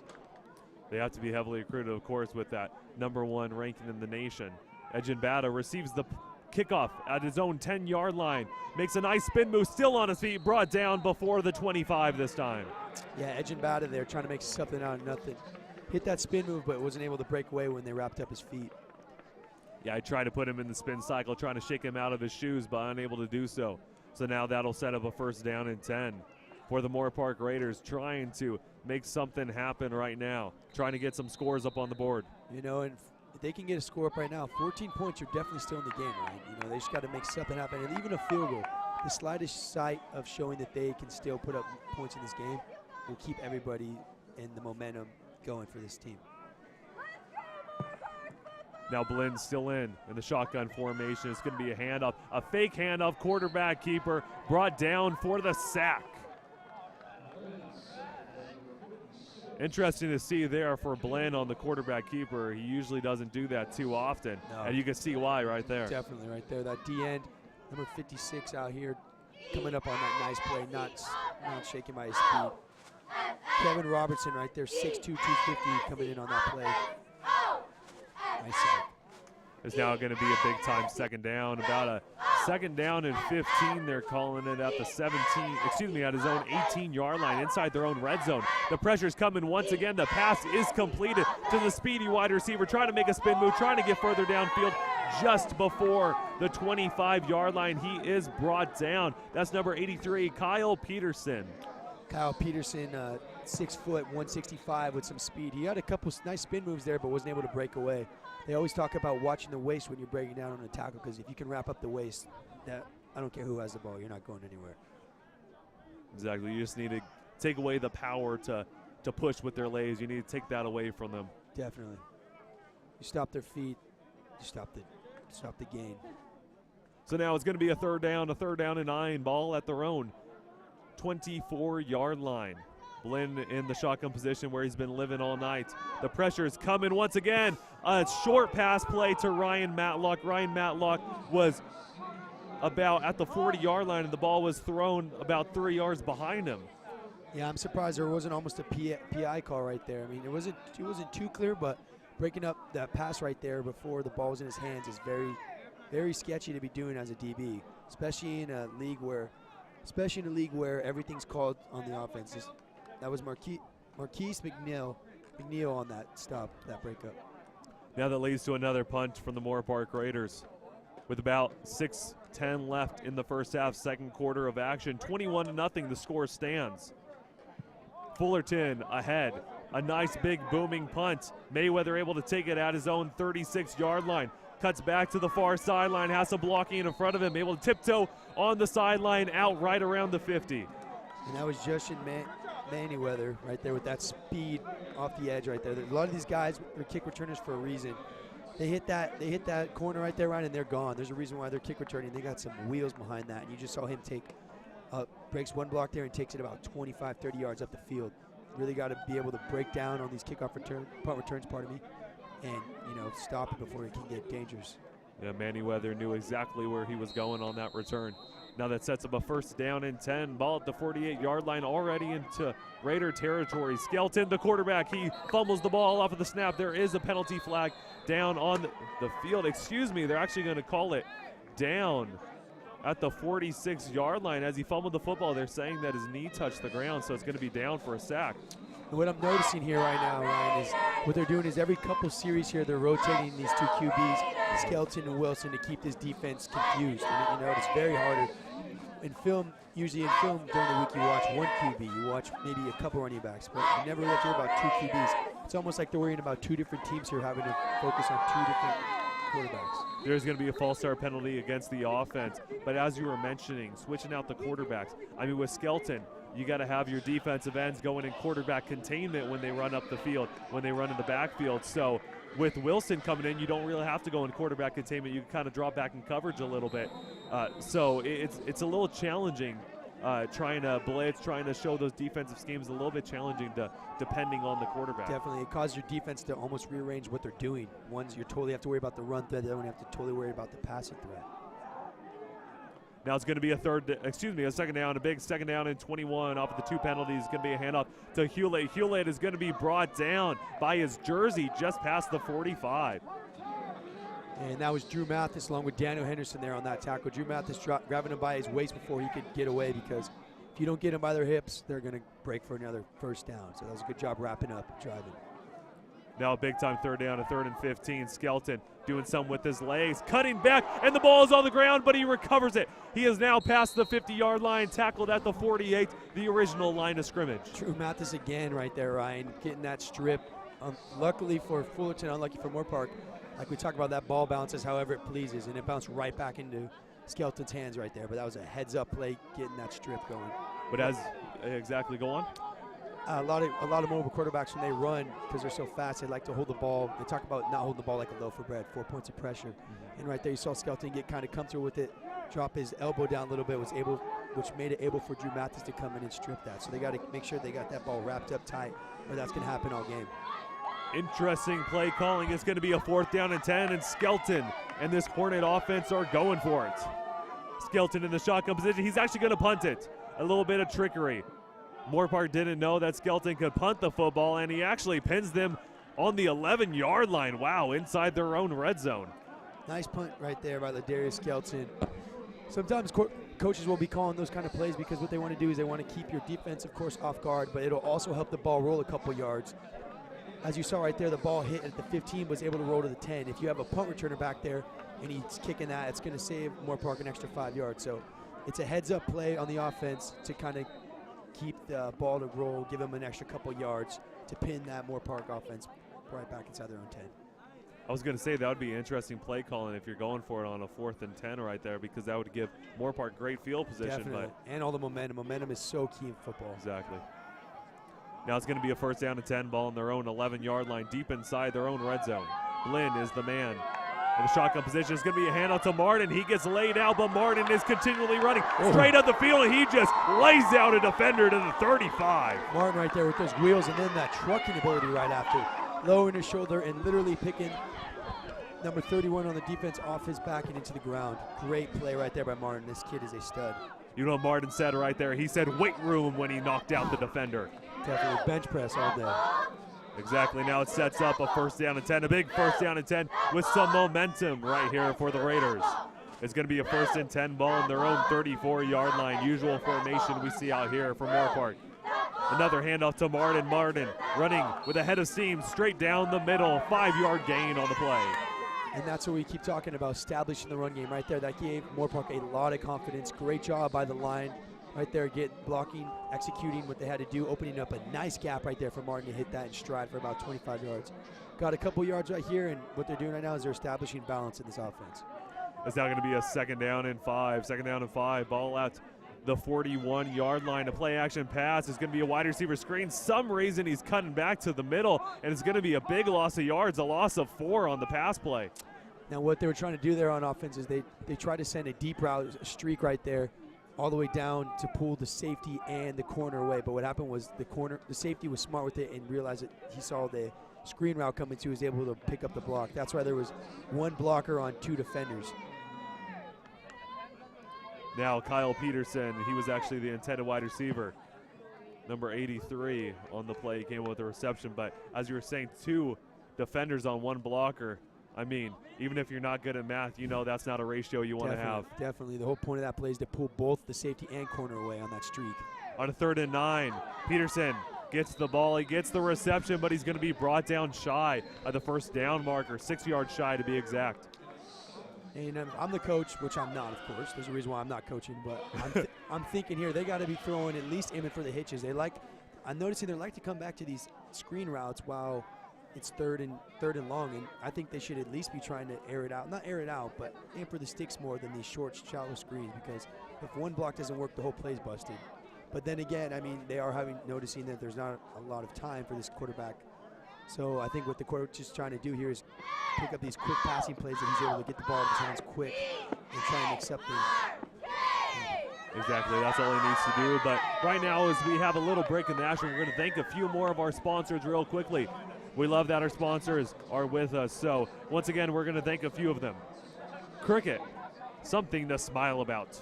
Cricket Wireless. Stonefire Grill, where community is served. Stonefire Grill. IBEW Local 47, Southern California's life powered for 125 years. IBEW Local 47. And Latin Auto Group, family owned and operated for over 45 years. Always close to home. Latin Auto Group. Now we're back with a big time fourth down. It's going to be a 4th down and 6 for the Moorpark Raiders. Excuse me, it's actually going to be a 4th down and 6 at the 42-yard line, their own 42-yard line. The punting team out once again. They're sending everybody right there. Gets the punt away. It takes a little bit of a Fullerton bounce, though, so it's going to be placed at the 36. And the risk there, Ryan, with sending everybody on that punt return team is that there's no one there to help block or pick up any of these, what we like to call gunners. So what happens there is if, let's say, that ball goes a little bit farther and he tries to take this ball out, this punt returner tries to take this ball out, there's no one on his team to help him block because they're all trying to get this punter. So usually what happens is you're going to see a huge hit, and a lot of times that's very risky because it can cause a fumble. But on the flip side, of course, what they're hoping for is that sending everybody, one person will get through and able to cause a huge blocked punt. And it looked like they almost got that blocked punt, but luckily enough, Moorpark was able to get it out of there before it caused too much trouble. That would have been an easy touchdown right there. Still a decent punt right there. It's now setting up a 1st down and 10. Skelton throws it backwards. It's actually going to be a trick play. He's going to throw it deep down the field, and it is incomplete. Hayden Galvin was there on the coverage. They're going to call that a pass interference against him. And that's what I talk about nowadays in football. It's such a heavily favored offensive game. The slightest infraction on a defense will cause a flag. I mean, you can get flags for hitting somebody too hard, basically, in this day and age of defense. So it's very hard to be playing defense, especially like I was talking about, corner is the hardest position, I think, because stuff like that. Hitting out here, unaware of where the ball is at, just saw his eyes get big, throws his hands up, able to break it away, but because he wasn't in control of the ball, he's going to get a nice 15-yard pickup. Yeah, it's going to be a big-time pickup right here for Fullerton. But as you mentioned, Hayden Galvin, it didn't look like he really even did anything bad. I mean, he didn't turn his head around to look at the football, but it wasn't a lot of contact. It shouldn't have been called pass interference. Definitely.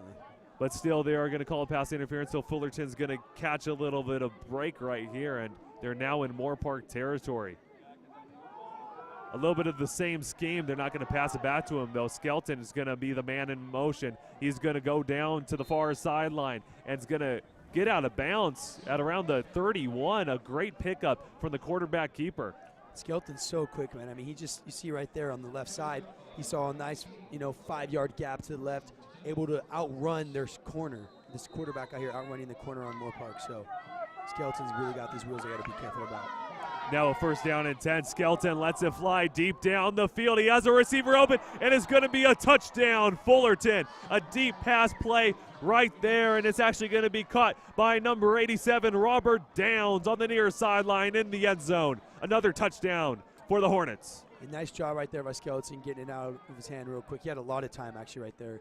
The defense needs to work on causing more pressure, but if you notice too, that that receiver Downs had to come back to look back over his other shoulder because he overthrew him to the right side. So if that was Wilson, he would have hit him right on the money, but because he was so wide open, it was a touchdown anyway. But Skelton really needs to work on his accuracy right there, just kind of throwing it up because he was so wide open.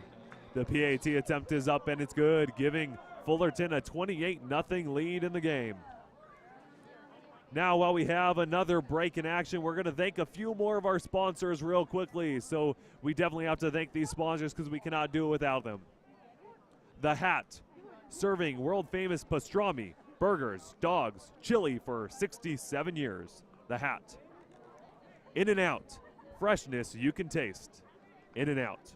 Harley's Simi Bowl presents College Cosmic Nights every Thursday night from 9 p.m. to midnight. $8 with a college ID and $12 without a college ID. Only at Harley's Simi Bowl. Powerade. Fuel to power through. Powerade. 9 Design. Print and interactive media. 9 Design. And Corner Bakery. Proud to support all scholar athletes at Moorpark College.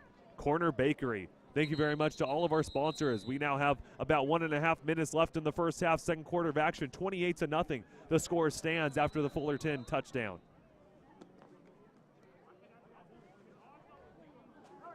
Now Fullerton, we're seeing it out here. 2 back-to-back deep touchdown plays. Two back-to-back deep passing touchdown plays, that is.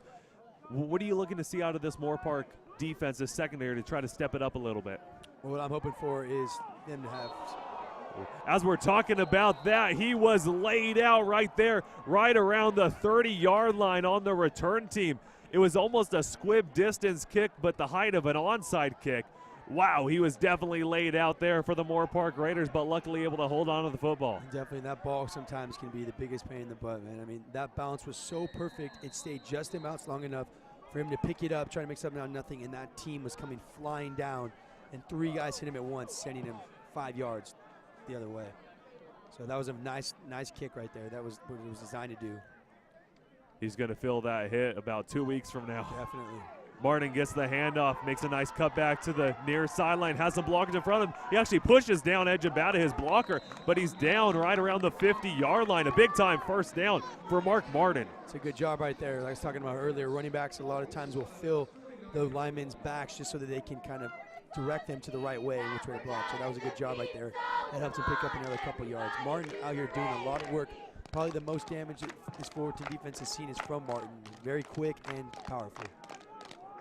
1 minute left in counting, 28-0. Score still stands. Fullerton up in this game. Moorpark laying a goose egg right now. Martin gets the handoff, goes straight up the middle. It's going to be a 1-yard loss. And the offense has really got to work on the line right here. They keep breaking through. They got to figure out something soon. Maybe second during this halftime they can get together.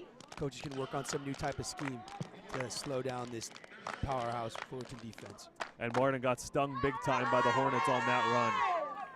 Well, we have a little bit of a break in action. We're going to actually be back in just a bit after this timeout break. Once again, Fullerton Hornets up in this matchup 28-0 against the Moorpark Raiders. We'll be back in just a bit.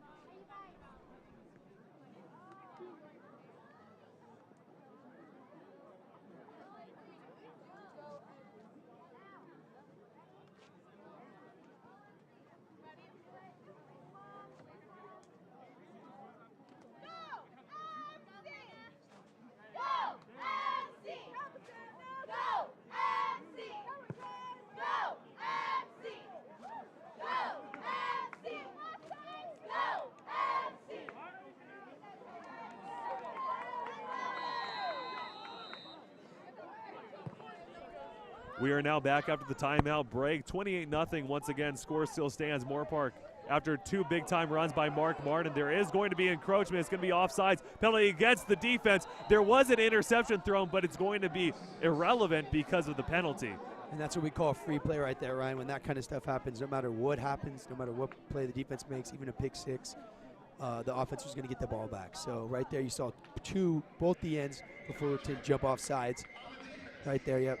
Encroachment. So not only that, they're gonna get 5 yards on that and a free play. So that pick six, that pick meant absolutely nothing. Free plays, they come far and few, but when you get those, you got to make the most of them because there's literally nothing that can go wrong, right? I mean, you can throw a pick six, you can fumble. I mean, as long as everybody's healthy on that play, there's really no defect to your team. One thing that I would like to see is him have a more accurate pass to Ryan Matlock because that was way overthrown right over his head, and the defensive back had a better play on it than Matlock did. Definitely. And it all comes down to that pressure. Now he's going to set up a 2nd down and 6. A 2nd down and 6 ball at the 47-yard line. Blinn drops back to pass. Deep pass play to Ryan Matlock, and it's intercepted. 2 interceptions in a row. One does not count, and the other counted. That's number 23, Jay Brown, the freshman defensive back. 5'9" right there too, but he's not scared to go up and make a play. They wanted to go right back to it. You could tell that coach was eager to hit that deep route right there, and it just didn't work out. So hats off to Jay Brown right there for making that play. Now on this pass, it looked like Matlock had had a step on the defender. On the previous one, he was a few yards behind the defender. So Blinn has to know where to throw it. He threw it too far on the wrong play and too short on the other play. Definitely got to work on the accuracy and that arm strength, being able to air it out, because if you would have let him, that would have been for sure a touchdown. Nonetheless, it will be a first down and 10 at the 20. Wilson, the quarterback in number 6, under center. And like I was talking about earlier, they just keep coming back to these two. It seems almost as it's two series switch between these two, Wilson and Skelton. Both of these guys would probably start anywhere else. Skelton would probably start anywhere else. I mean, it's almost like he does start, because both these guys get the same amount of reps, and they're both doing a lot of damage to this defense. This coach definitely got blessed with these two quarterbacks. When you have a quarterback, of course, it's great to have two quarterbacks where they're both pocket quarterbacks or they're both dual threat quarterbacks, but it's great when you have one that's a dual threat and one that's a pocket passer. Now you could disguise these schemes and you could say, hey, I want to pass it a little more. I'm going to throw Wilson in. Wait, now I'm going to run it a little more. I'm going to throw Skelton in. You could have those different schemes with those different quarterbacks and just have basically a whole different offense, as you were saying. It's basically two different offenses that Moorpark is facing. Definitely. The diversity really makes it hard for any defense to be going up against these guys. I mean, once you establish yourself as the #1 team in the nation, kids are going to flock to your school. So I'm assuming there's tons of other kids that have come that are almost as good as these two, but these two both probably knew, I'm going to Fullerton because I know that's where I'm going to be most likely to be scouted.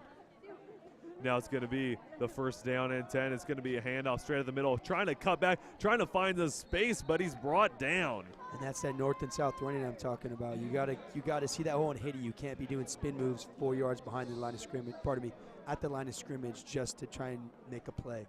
A lot of times kids think that it'll be helping out their highlight, but if anything, they're going to end up with someone else's highlights doing that kind of stuff. That was infant Eckford. He kind of looked like an infant on the play. Didn't know where he was going for a second, but brought down. That now sets up a second down and 8, a gain of 2 on that last run. Eckford gets the ball once again, and this is a bigger gain than before. He cuts it back straight to the middle, trying to make something happen, still running east to west a little bit more than the coaches would like, but he's going to be brought down for a first down. And Eckford here got a very quick stop and start speed to him. It's rare to see in running backs, but able to stop and then pick it up in a quick second is something that's very nice to have when you're running backs. It's now halftime here at Moorpark College, here at Griffin Stadium. The Fullerton Hornets are winning this matchup 28-0 on the road. So now we're going into halftime, so make sure that you stay tuned with our halftime show. We'll be back in just a few moments with an interview from Staff Sergeant Rodriguez from the U.S. Army. So make sure that you stay tuned with us. So we'll be back in just a few moments with that halftime show.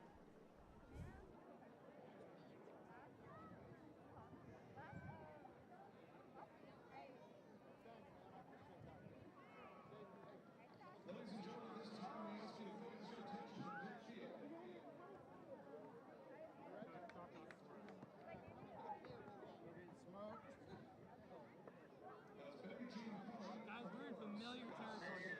Riley hasn't played yet. I've played a lot. Steven played a lot.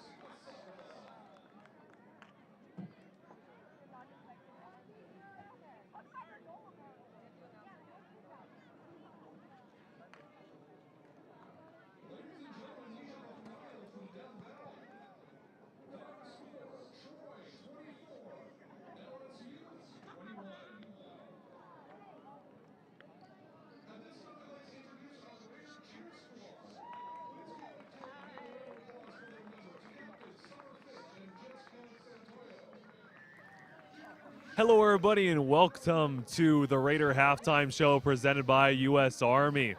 America's team. Visit them at goarmy.com. I'm actually here with Staff Sergeant Rodriguez from the U.S. Army. How's now, everybody doing? How does it feel to be at the Moorpark College game? Of course, you have Moorpark College right there. You have some recruitment centers around the area. Yes, How does it true. feel to be able to support a local community college team like this? It feels great. The energy out here is fantastic. The weather is great. Beautiful scenery. The fans are loving their teams out here. It's been a wonderful time. Now, with your recruitment center, of course, you have them all stationed around Ventura County. Yes. And with one being, how close is the closest recruitment center, I should actually ask first? We're located at 1301 East Los Angeles Avenue, which is about 5 miles from here. So we're right down the street. It's pretty close. So definitely right in Simi Valley. Yes, Now, correct. with Moorpark College, with the athletes, just Moorpark College in general, what's the recruitment like from Moorpark College? What's the relationship like that you receive from all these students here? The relationship's great. We're always out here promoting the Army and, promoting like our benefits, educational benefits as well. But it's been great. The school has really accepted us. We've had a really good rate with Moorpark College. That's great. And now with Moorpark College Athletics, Yes. what's your relationship like with the athletic system? Of course, with the football team. Okay. Of course, we're at a football game. So Yes. what's your relationship with the football team? Like we're out here for every home game. This is our second home game being out here. It's been great.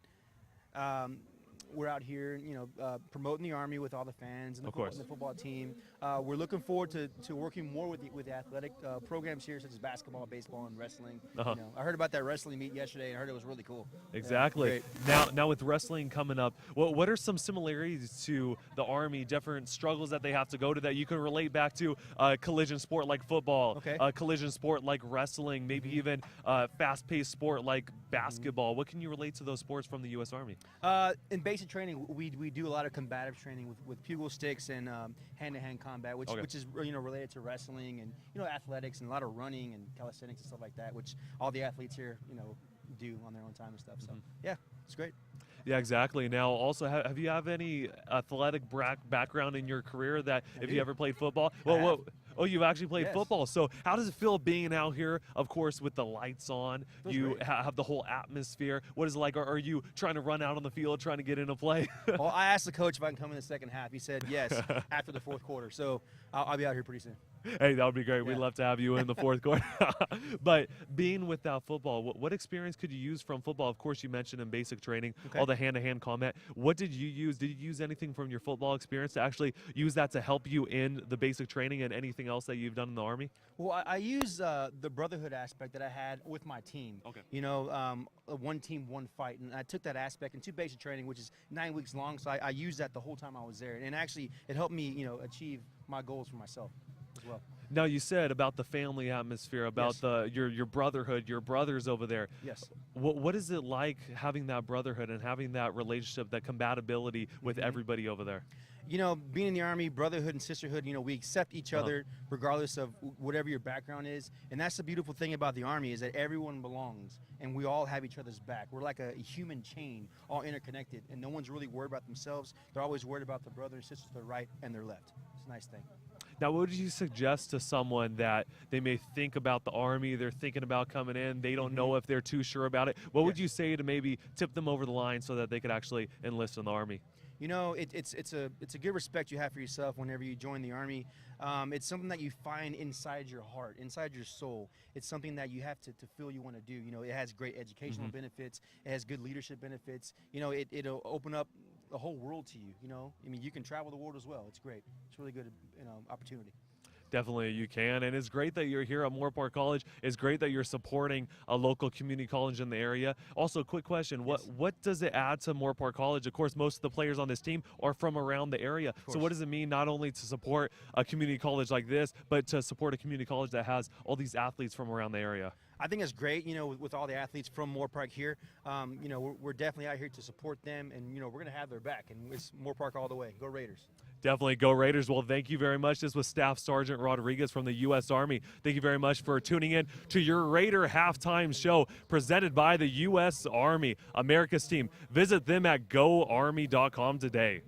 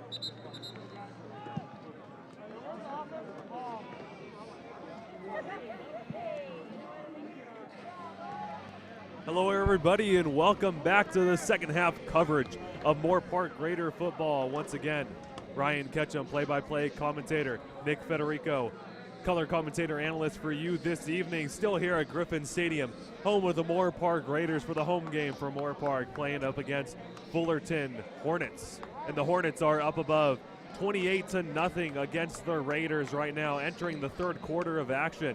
Moorpark Raiders have laid a goose egg so far in this game, and the Hornets are definitely sticking their stinger in them. Yeah, you know, and if I'm the coaches right now during the second half, Ryan, during halftime, what I went and did was I re-evaluated our whole game plan here. This offensive line really needs to work on stopping this pressure coming in from all sides with these blitzes and just overpowering them on runs. They've got a couple nice runs here with number 5 out here doing the work.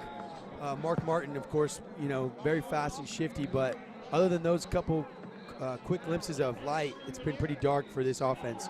Also, too, with Tanner Darling going down the second play of the game, you know, they had to throw in the new Dax Blinn, number 13. Dax Blinn, thank you. Dax Blinn, who's hasn't been doing a bad job, but he's just constantly having pressure. They're having a couple of chemistry issues, not getting the snaps down and the handings off. So once they get that down, they should be all right. Let's see if they can hold them right here and then, you know, put some numbers up on the board after this 3-and-out, hopefully, by this defense, or this Moorpark defense. And as you mentioned, the snaps, trying to get the snap count down. Definitely. I mean, Dax Blinn, there were a few snaps a little low. There were a few that were a little too high. He was just fumbling the ball all over the place because that snap wasn't hitting him in the spot that he wanted to. So hopefully that chemistry can get better. Here comes the kickoff. It is a short kick down at about the 30-yard line. Fullerton able to gain control of it, but he's brought down immediately. He fumbled it when he caught the ball, but able to get back on it, but he was laid out big time. Yeah, that was a nice pin right there. What the special teams was trying to do right there was do a nice high fly ball. Usually what you saw it almost happen was there'd be a lot of fumble confusion because those second and third line guys right there, Ryan, they're not meant to be returning that ball. Most of the time when they're getting that ball, they usually just fair catch it, or they're forced to make something out of nothing. So right there, perfect punt right there. A bobbled snap when he picked up the ball there, and he got his clock cleaned right there. Unfortunately, there is a player down with an injury right now for Fullerton Hornets. It looked like he got hit pretty hard. We saw Moorpark Raider get hit pretty hard the same exact way earlier on in the game in the second quarter, but he is down with the injury. So while we have a slight break in action, we're going to thank a few of our sponsors. Of course, we cannot do it without our sponsors, so we're going to thank a few of them right now. U.S. Army, go on business trips with a company like no other. U.S. Army. Wells Fargo, together we'll go far. Wells Fargo. UCLA Health, it begins with you. UCLA Health. Moorpark Center for Dentistry, we care about our community as much as you do. Here at Moorpark Center for Dentistry. And it looks like he's still down on the field. It's never good to see that. What's going through your mind when you're a player seeing one of your athletes, one of your friends down on the field like that? Well, I mean, it's rough, Ryan. You know, anytime you see any player go down, nevertheless, it's never a good feeling. But especially when it's one of your own brothers, someone that you've literally shed your blood, sweat, and tears into, you know, during off-season, summer ball, you know, you've gone together through thick and thin. And when you see one of them go down like that, I mean, you're just hoping for the best. The first sign, of course, is when they can stand up. That is a huge sigh of relief. Hopefully, you know, he's able to get up on his own 2 feet, and we'll see maybe if he comes back in the game later. But when you see something like that happen, the first worry is never if they're going to be able back to play, but if they're mentally okay. Because there's a lot of traumatic injuries that have happened. I mean, of course, you've heard and seen all these injuries where people's lives have literally ended because of, you know, a bad hit. So you never want to see another player go down like that. Exactly, and he was actually able to get up. He is now down on the sideline. He had to have the help of Moorpark Raiders athletic team, so hopefully he's okay. He wasn't able to walk off on his own power, though. Now Wilson is the quarterback in. The pass is incomplete, intended for Robert Johnson once again on the first down and 10. A lot of times when they get a little bit of open space, regardless of your receiver or running back, you'll get what we call is you just want to hit that hole so you don't look the ball in all the way. You're just trying to cut upfield. You'll see a nice gap. What number 40 was doing right there was he saw some space, so he was just trying to turn up the field before he got his eyes on the ball. First thing you got to do, even though it seems cliche, is you need to make sure you catch the ball before you start hitting those boosters. 'Cause a lot of players will get so excited. You see all these wide open guys drop the ball right when they're wide open. in a big time, that's because all they're thinking about is I'm going to score a touchdown right now, or I'm going to get a first down. So they get so excited, they turn up field before they're able to keep their eye on the ball. There's actually going to be a late hit penalty against the offense after the ball was already marked down. So a little bit of extracurricular activity. It looked like that might have been a sense of frustration and anger after that. After one of his brothers went down, of course, that injury, that could definitely turn up some anger. Definitely, and that's what it's all about, keeping your emotions in check. A lot of times, too, it's just a clean hit. It's not good, but, sometimes your teammates go down, but there's nothing you can do. It's just a clean hit, and, things happen. But you can't be playing with anger because, for one, you're going to only hurt your team, and, you can hurt other players, too. And as Hewlett's able to get the football, he brings it all the way down to the 25-yard line on a 2nd down and 25. Nice pickup, and as you can see, they're playing with a lot of anger right now. Yeah, you just saw someone swing. Wow. Yeah, and that's something you should never, ever see. Stuff like that, what that happens is that young man that just threw that punch, he's either going to be ejected, a huge penalty, and his coach, I guarantee after this game, is going to have a word plus some with him. Throwing punches is the last thing. If you want to fight, then do boxing or something else. You don't throw it at football. So these guys got to keep their emotions in check. And it can literally cost you scholarships acting like that. Scouts see that kind of stuff. They don't want to draft you. You're a liability all of a sudden. And as you mentioned, he is definitely playing with that type of emotion. You look like the water boy out there. I mean, he was making some illegal hits in that movie. You're a liability, as you mentioned, and out there, one tool that you have to use is to be able to calm down your emotions. That's one tool that those scouts are looking for. So, unfortunate enough for him. There will be no penalty, though. Interesting call. I did see some hands swung, but no penalty. It will be a big 3rd down, however. I'm surprised, too, on that call. He's brought down just past the 25-yard line. The pass was completed to number 83, Spencer Owens, the 6'4" tight end. Yeah, that was a nice play right there. Also by number 31, Nerio Thomas right there coming in, taking out those legs, hitting them low where you can't keep progressing, and nice way to get a 3-and-out play. And a good thing to see Norio Thomas back out there, number 31 for the Raiders. He actually came off of the field with an injury earlier in the first half. He had a left leg injury, but it's good to see him back out here making some moves. Yeah, definitely. Sometimes you'll see players even on the ground and you're like, there's no way they're coming back. But sometimes it can be small, just a stinger. You get these quick rushes of blood to your body, and it hurts really bad. In the instant, you can't really move, but you get back on the sideline, walk it off, and 3-4 plays later, you're back in the game. So it's always good to see a player come back after going down. Yes, it is great to see him back. And Vinny Corso called for a fair catch off of the punt at the 31-yard line. That's where the Moorpark Raiders will take possession at their own 31 with just about 1.5 minutes taken off the clock in the second half. Let's see here if Dax Blinn can get something happening here.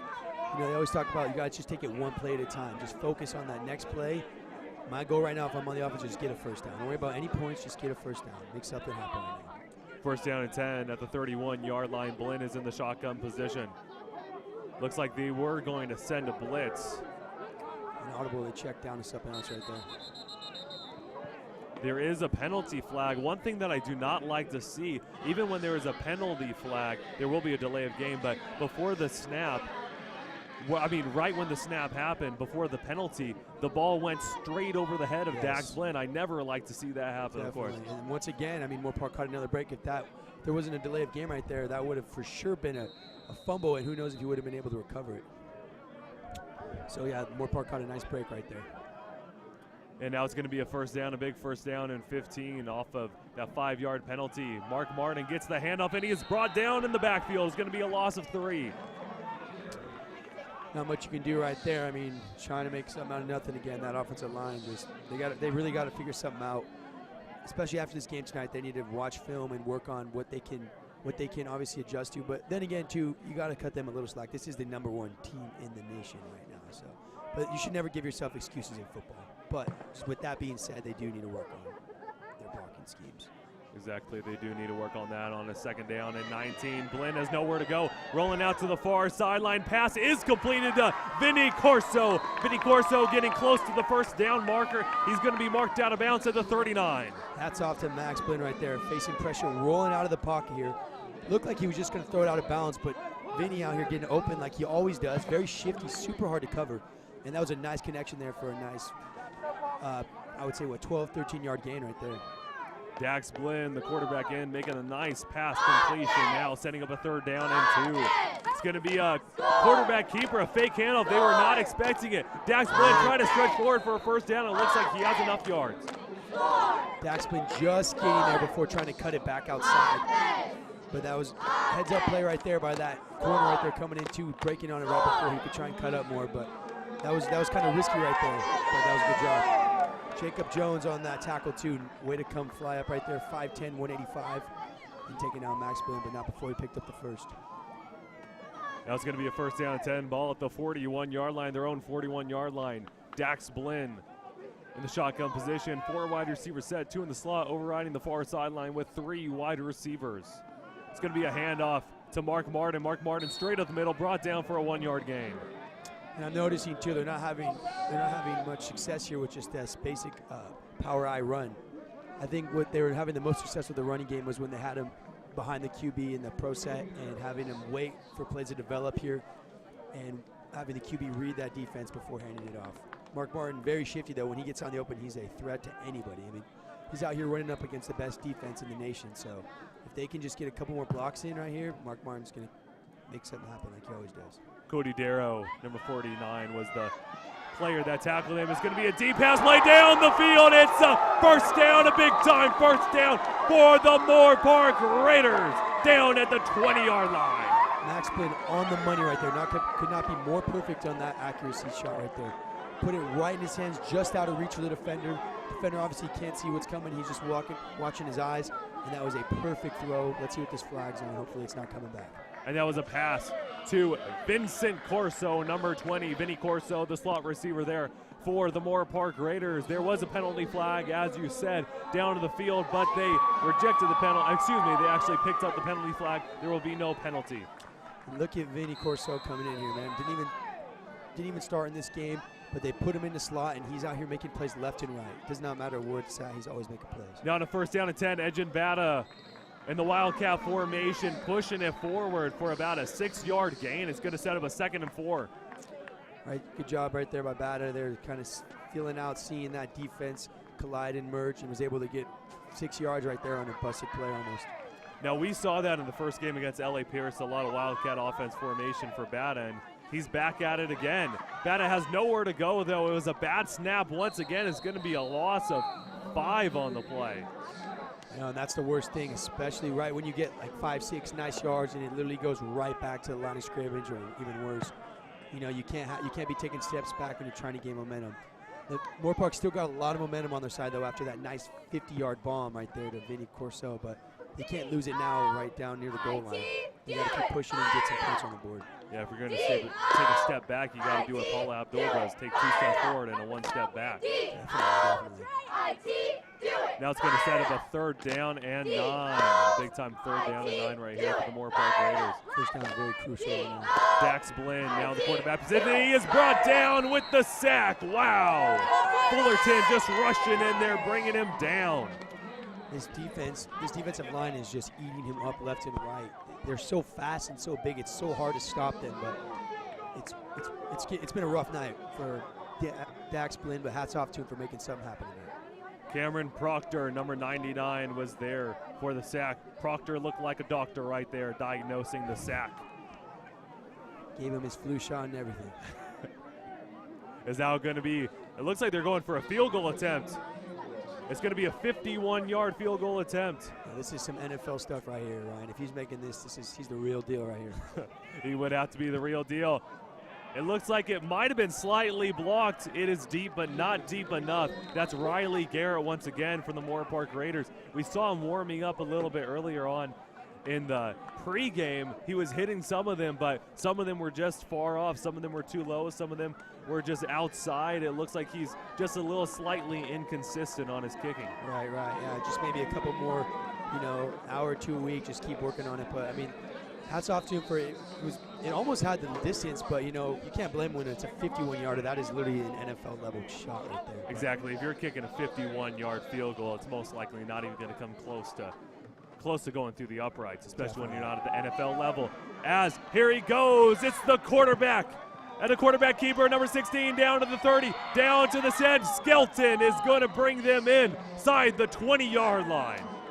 This two quarterback duo combo, Ryan, is just, it's mind-boggling to me. They can destroy you any way you look at it. They can run the ball on you with their running backs. They can block you on these wide receiver screens.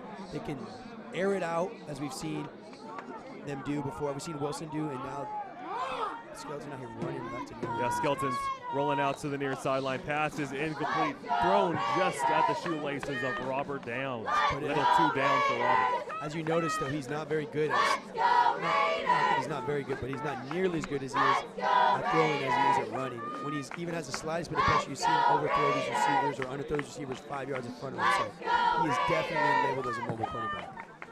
Skelton is going to be a quarterback keeper. Fake handoff brought down immediately by the Moorpark Raiders, number 47. There's that man, Ryan Schmerbeck. Nice job by Schmerbeck there, not biting on that fake to the running back and staying in his own zone and doing his job. A lot of times, players will try to be heroes. You'll see a lot of DNs when there's an option like that right there. DNs will always have the quarterbacks and linebackers will have the running backs. And you saw them right there, how they all, linebackers will have the running backs, DNs will have the QB. And he stayed in his. It's going to be a pitch, and it's fumbled. So, Fullerton's actually able to go down on it, so it will not be a turnover. It's going to be a 4th down now for Fullerton. Discipline is so key, though, and just discipline and mental toughness is what wins games. And like I was talking about earlier, we've seen crazier comebacks and we've seen crazier upsets as well. So if they can just stay very, very disciplined, you never know. 28 game. They missed his field goal right here. They get the ball back. You never know what can happen. They just need the momentum. Right now what happened was when they got that 4 and out right there, or that 3 and out, and then a missed field goal by Moorpark, they got all the momentum back. Fullerton got all the momentum back. So it's a constant battle for not only points, but for momentum. And it looks like there's going to be a quick timeout before the 42-yard field goal attempt. Still, Fullerton up 28-0 in this matchup. While we have another break in action, we're going to thank a few more of our sponsors once again because we cannot do it without our sponsors. So we're going to thank a few of them one more time. The lender you can call home, PennyMac.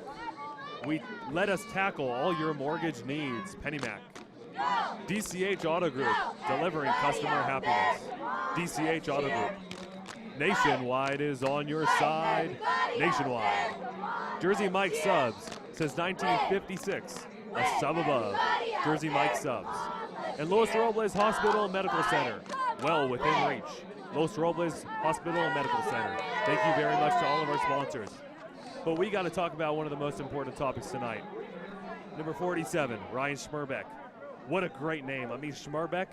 Definitely, just all the way you say it, man. Just so, it's just a great name, just as you pronunciate it. Schmerbeck, say it with pride and passion. Oh, thank you. Exactly. One of the best Moorpark Raider defensive ends we got here. Here comes the 42-yard field goal attempt. It is a short one. It hits the uprights. It is off. Good job right there by Moorpark, bending but not breaking. Even after Skelton out here running for 50 yards on that big run we saw earlier, that's exactly what good defense do. They bend but they don't break. They allow a field goal opportunity, and as we saw right there, that opportunity failed. So hats off to Moorpark defense right there for, even though having all that momentum switch on them, they're still going to get the ball back with no damage done right here in the second half. The crossbar almost looked like Dikembe Mutombo on the play saying, no, no, no, rejecting that one. Definitely. You see that a lot, too. That crossbar can be your best friend on defense, your enemy on offense. It's all about how that ball hits it. Right there, you saw it hit it dead on, so it's no good. Now setting up a 1st down and 10 at the 25-yard line, their own 25-yard line for the Moorpark Raiders.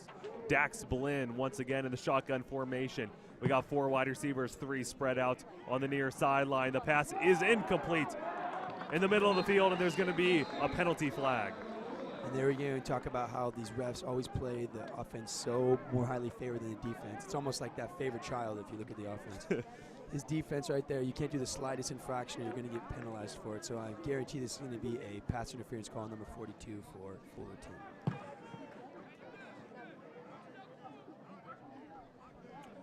Jacob Jones right there on that play.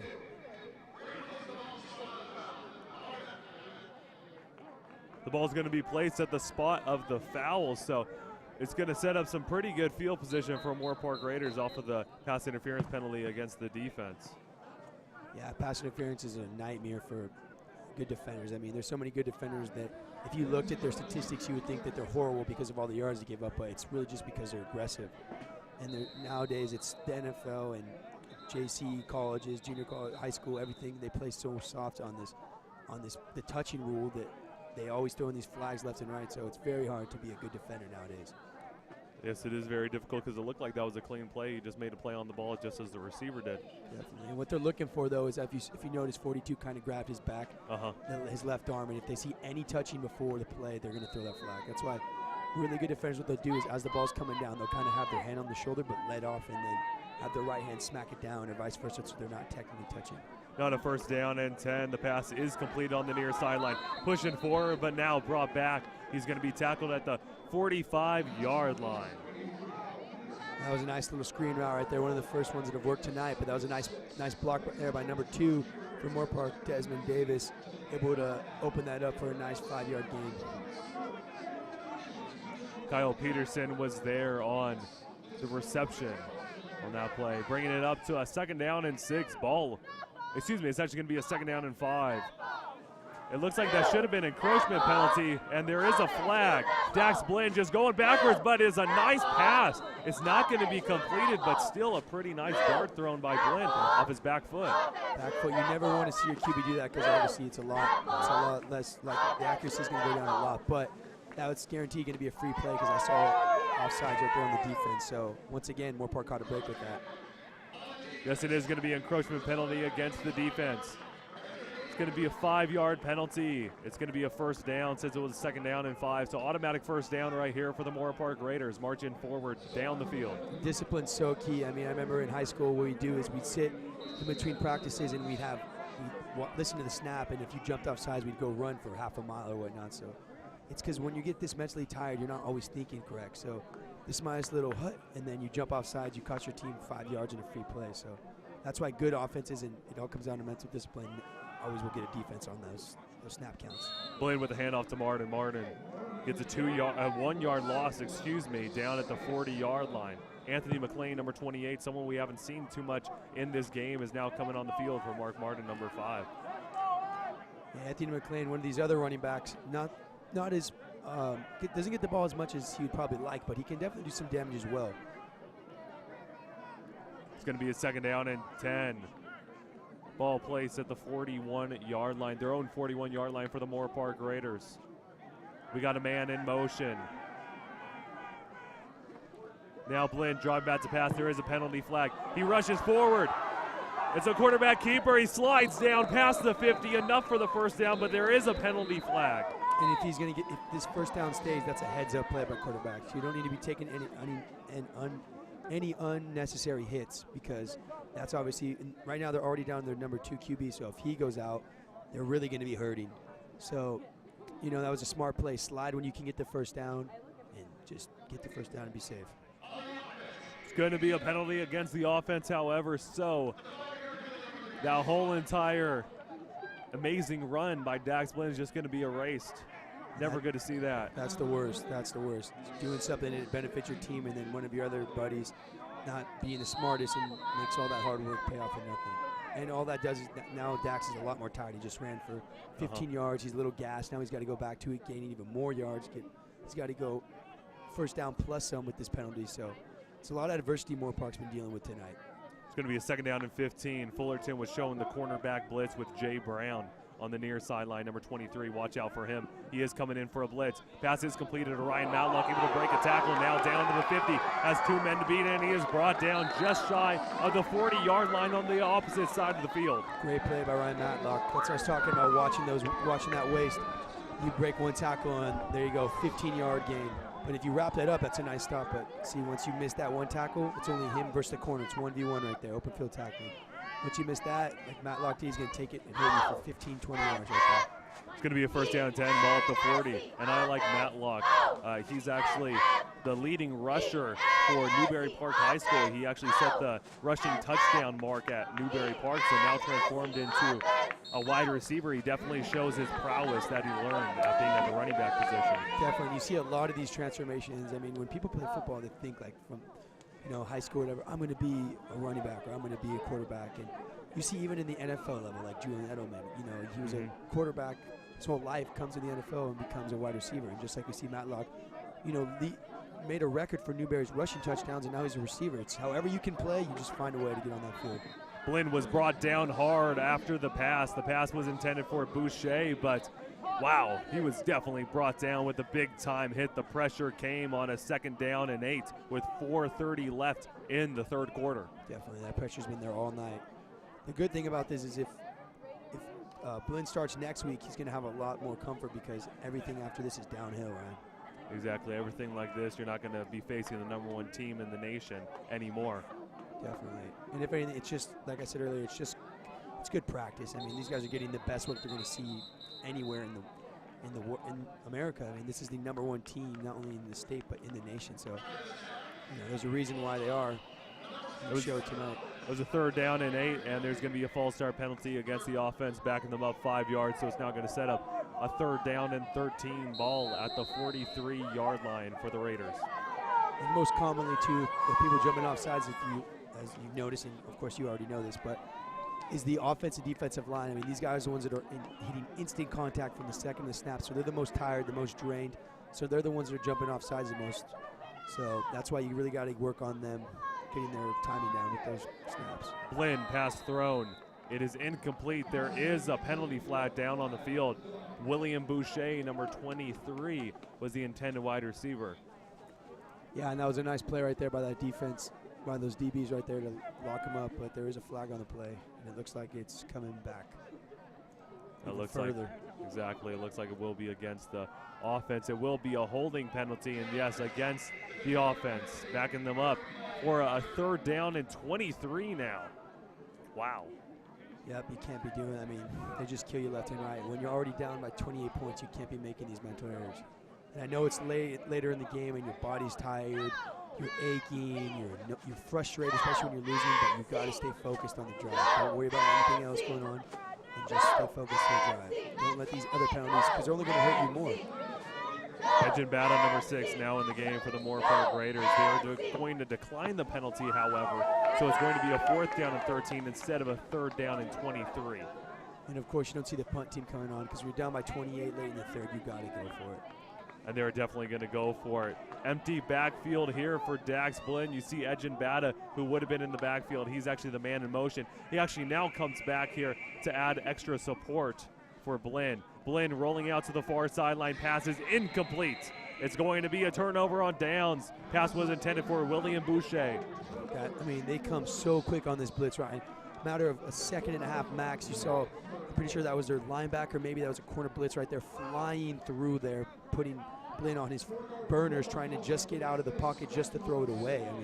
Just to hit one of his receivers in stride. They're putting so much pressure on Blinn. He's also the backup quarterback. Hats off to him for dealing with it as best as he can, but he's dealing with like the best defense in the nation right now. They're definitely proving that every single play. 4:25 left in the 3rd quarter. 28-0. Score still stands. Fullerton ahead of this game. Skelton, the quarterback in. Ladarius Skelton, number 16, with an empty backfield. And what this defense needs right now is they need a turnover. They need some momentum to switch back over. Skelton has some pressure coming his way, and he is not going to be brought down. It looked like he was almost tackled for a sack, but finally he gets brought down for about a 4-yard loss. Nice play right there. Moorpark not giving up on that broken tackle. That's the kind of stuff they need to get back in this game. 4-yard loss, they'll take it. Henderson, number 40, was there. Schmerbeck, number 47, and Drew Mathis, number 10, all combining to take him down for that 4-yard loss. Good heads-up play by those linebackers, too. Sometimes what people do is they'll think that someone's going down. They'll kind of slow up. They got to keep his burners on the entire play till that whistle's blown. It's going to be a handoff straight up the middle to Johnson. Johnson able to get a gain of 3. Nice stuff right there, too, to keep him behind. To only give him a minimal gain of a couple of yards. Get that ball back! It's now going to set up a big 3rd down. It's going to actually be a 3rd down and 12 with their spotting. Get that Ball at the 41-yard line, their own 41-yard line. Excuse me. The running back in the game right now was actually number 29, Isaiah Webb. Robert Johnson, number 10, is actually the wide receiver on the bottom of your screen. Here comes the blitz from Moorpark, steps up in the pocket. Pass incomplete, is actually intercepted by the Moorpark Raiders. Coming up with a big-time play, Landon Altorre, number 14. And as you see right there, once again, a lot of these, what defines next-level athletes from JC athletes right here, or the potential to get an offer, pardon me, is this kind of stuff right there. That guy was wide open, 86 for Fullerton, and he thought he heard footsteps. You could see, you notice too, they'll start to slow up, kind of brace for impact, even though there was no one within 10 yards of him, and he just let it hit his hand, and then that's how Moorpark's going to come up with that ball right there. So good play, good heads-up play there on the defense by that safety, but on the offense, on the other hand, that was just a poor play right there. That was Noah Hoffman, number 86, intended wide receiver at the tight end. It's going to be a fake. It's going to be another interception. Wow. Moorpark just threw it right back. Dax Blinn is down on the field, and they're going to take it all the way back to the end zone. That's going to be a pick six right there by number 31, David Farmer of the Hornets. And there you go again. That pressure just comes. He has to just throw it up, and that's how you just kill the momentum right there. You get that interception. You know, blocking schemes are messed up. Whatever the case is, you get your quarterback killed, throws it up. Not only do you throw for a pick six, now your quarterback's hurt. Luckily, he was able to come off, but they really got to be careful here. I mean, after Dax Blinn, they're going to have to go down to the third-string QB. And the only person that's ever thrown a pass is Edgin Bata besides those other two players. Yes. So, I mean, yeah, he's just using the Wildcat formation. Definitely. I don't know who would come. I mean, maybe Tobias James as well, who maybe would come in and do something for this offense, but let's hope it doesn't get to that point. Wilson with the quarterback keeper. It's going to be a fake handoff, and they are going to come in for a two-point conversion. They went for two on the play, trying to keep that acceleration down, trying to keep their foot on the gas pedal right now. No slowing down for them with a 36-0 lead against the Moorpark Raiders. Moorpark laying a goose egg right now. And even though some people might get offended or think it's cruel, a lot of times teams that are doing this, they have to run up the score, because when it comes out down to JC rankings, there's a lot of teams that are going to finish the season, 12-0, 13-0. But what they base these ratings off of is points for and against. So it's, even though it sounds crazy, it's just like in college football too, the D1 level. It's the same exact aspect. You got to run up the score, and you got to have your defense keep putting their snap in the necks, because otherwise, if you only score 20 points compared to the number 2 team put in 34, you just lost your spot. It doesn't matter that you were the number 1 team and you won. So it comes down to it's all a system. You got to keep scoring no matter how much time is left. That's why you see a lot of these colleges, throwing it deep on when they're up by 50 points, because even though it sounds crazy, they're battling against the number 2 team, even though they're not on the field. They're battling against them in the fact that we need them to score more points than the number 2 ranked team in the nation. As you're mentioning, it's a lot better to have that 20. I mean, it's a lot better to have like a 56-point win than it is to have that 28. So they're going to continue to keep scoring right here as Ray Thomas gets the kick return, and it looked like he was tackled backwards, then he was tackled frontwards, and he finally fell forward to the 25-yard line. Yeah, and one bright spot tonight for Moorpark is that they've been doing decent on these kickoff returns, right? I mean, every time for the most part, they're not getting stuffed. They're getting a nice 20, 25-yard gain on each one of these kickoff returns, giving their offense a nice, decent spot to start with the ball. Excuse me, that was actually Matthew Drake, number 26 on the return, not 25, Brandon Thomas. All right, if I'm Moorpark right now, what I'm thinking is these guys really got to start throwing the ball. They can't revert to the run game hardly at all at this point. They need to get some points on the board. And something that's interesting, number 20, Vincent Corso is in at the quarterback position. He has a fake handoff. He's going to take it himself, a quarterback keeper, a spin move, but he's doing that east to west running, and he does not get a gain of yards. That should be a loss of 4. Definitely, but even when you see this kid, Vinny Corso, play, man, he plays with a lot of heart. You could tell, if you're just watching this kid play right now, you think the score is 0-0, or maybe Moorpark's even winning. And I noticed this from not just Vinny, but the entire team, and they don't play like they're out of the fight. They always keep pushing and driving. And that's something you can't teach in football. That's something that just comes instinctually from these players. It's a good thing to see Vinny Corso out here, because he could sling the football. We've seen that at Westlake High School when he was still there, as he hands it off to Mark Martin for a big-time gain. But as I was saying, Vincent Corso, number 20 out of Westlake High School, they had a few plays where they actually pitched it to him, and instead of running the football, he just stayed behind the line of scrimmage and let it loose. He just let it fly down the field, and they were actually able to get some big-time plays, so he can definitely let it fly. So I would like to see him make a few passes tonight. Definitely. It's going to be a quarterback keeper, Vinny Corso, taking himself a 1-yard gain on a 3rd down. And it's rare, but it's always a nice thing too when you have a wide receiver that can throw the ball out, because that's when you get those crazy screen passes when you'll see like New England Patriots did this a couple years ago against Baltimore. You know, they'll throw it to one of the receivers who will catch it. It looks like a screen route, and then the other receiver will go run a fade. So what happens is it'll bring the corner and the safety in because they see the hitch route, so they bite on it. They get one blocker. They have the tight end come block down, and then that receiver will hit the other receiver who's wide open, usually on the fade. But it doesn't always work. It has to come on an undisciplined, totally random play. You need to catch the defense off guard. Here comes the punt. It's a deep, big, booming punt. Recovered at the 26-yard line, and not great special teams play by the Raiders. 3 missed tackles, 4 missed tackles, 5 missed tackles.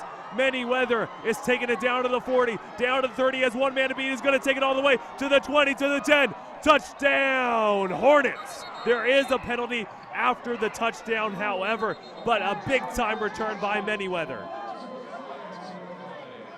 As you can see, there's multiple flags on the play right around the 23-yard line. There were a few fists thrown. It looked like there might be an ejection from Fullerton because that was some big-time contact after the touchdown. And that's the kind of stuff I'm talking about. I mean, you're up 36-0. There's no need to be throwing these punches, especially even if, and it didn't even seem like this, if Moorpark was egging on the Fullerton players, that's a different story. They're frustrated. They're trying to do whatever they can to get you angry. But when you're up 36-0, you have nothing to gain. You only have everything to lose. You're already up 36-0. You're only getting yourself ejected, like you said.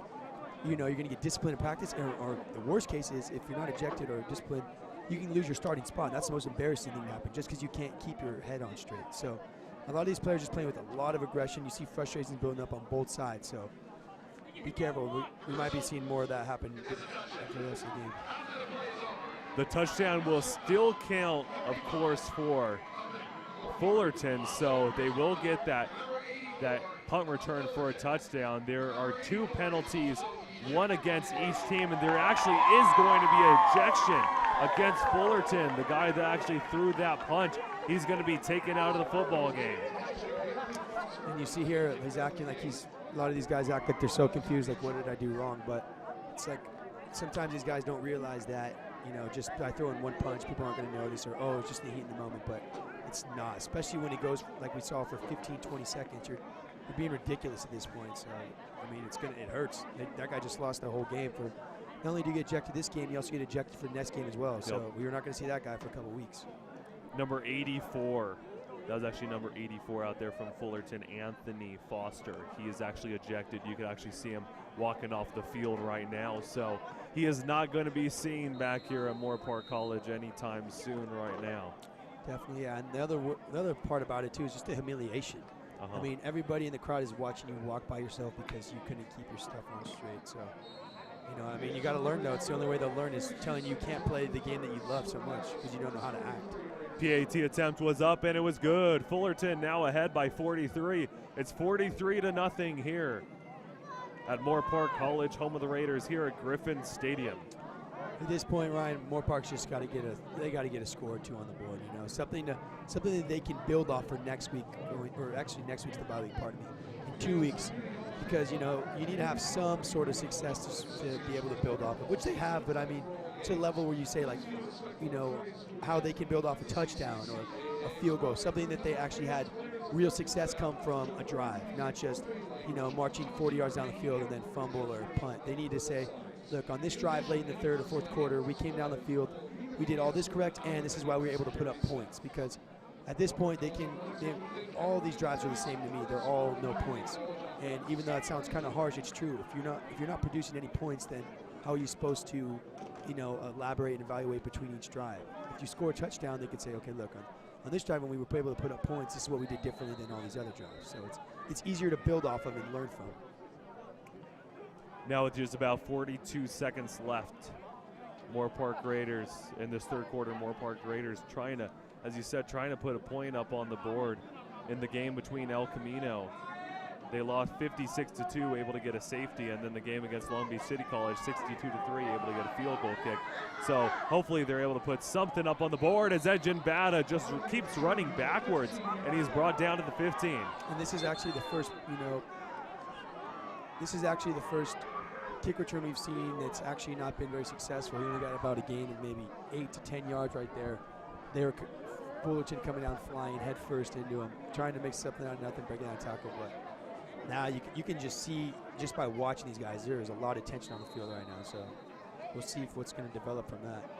Once again, number 21 now, Brian Terry, the defensive back for Fullerton, getting into action, throwing a few swings at Matthew Drake. It seems like there's a lot of jawing going out here, maybe ever since that big hit that Fullerton laid on Moorpark. Then Moorpark returned the favor, injuring one of their players. It's just been definitely intense since that time. Definitely, yeah. 37 seconds left in the third quarter. Another high snap. Vinny Corso takes it himself. A quarterback keeper just able to get back to the line of scrimmage.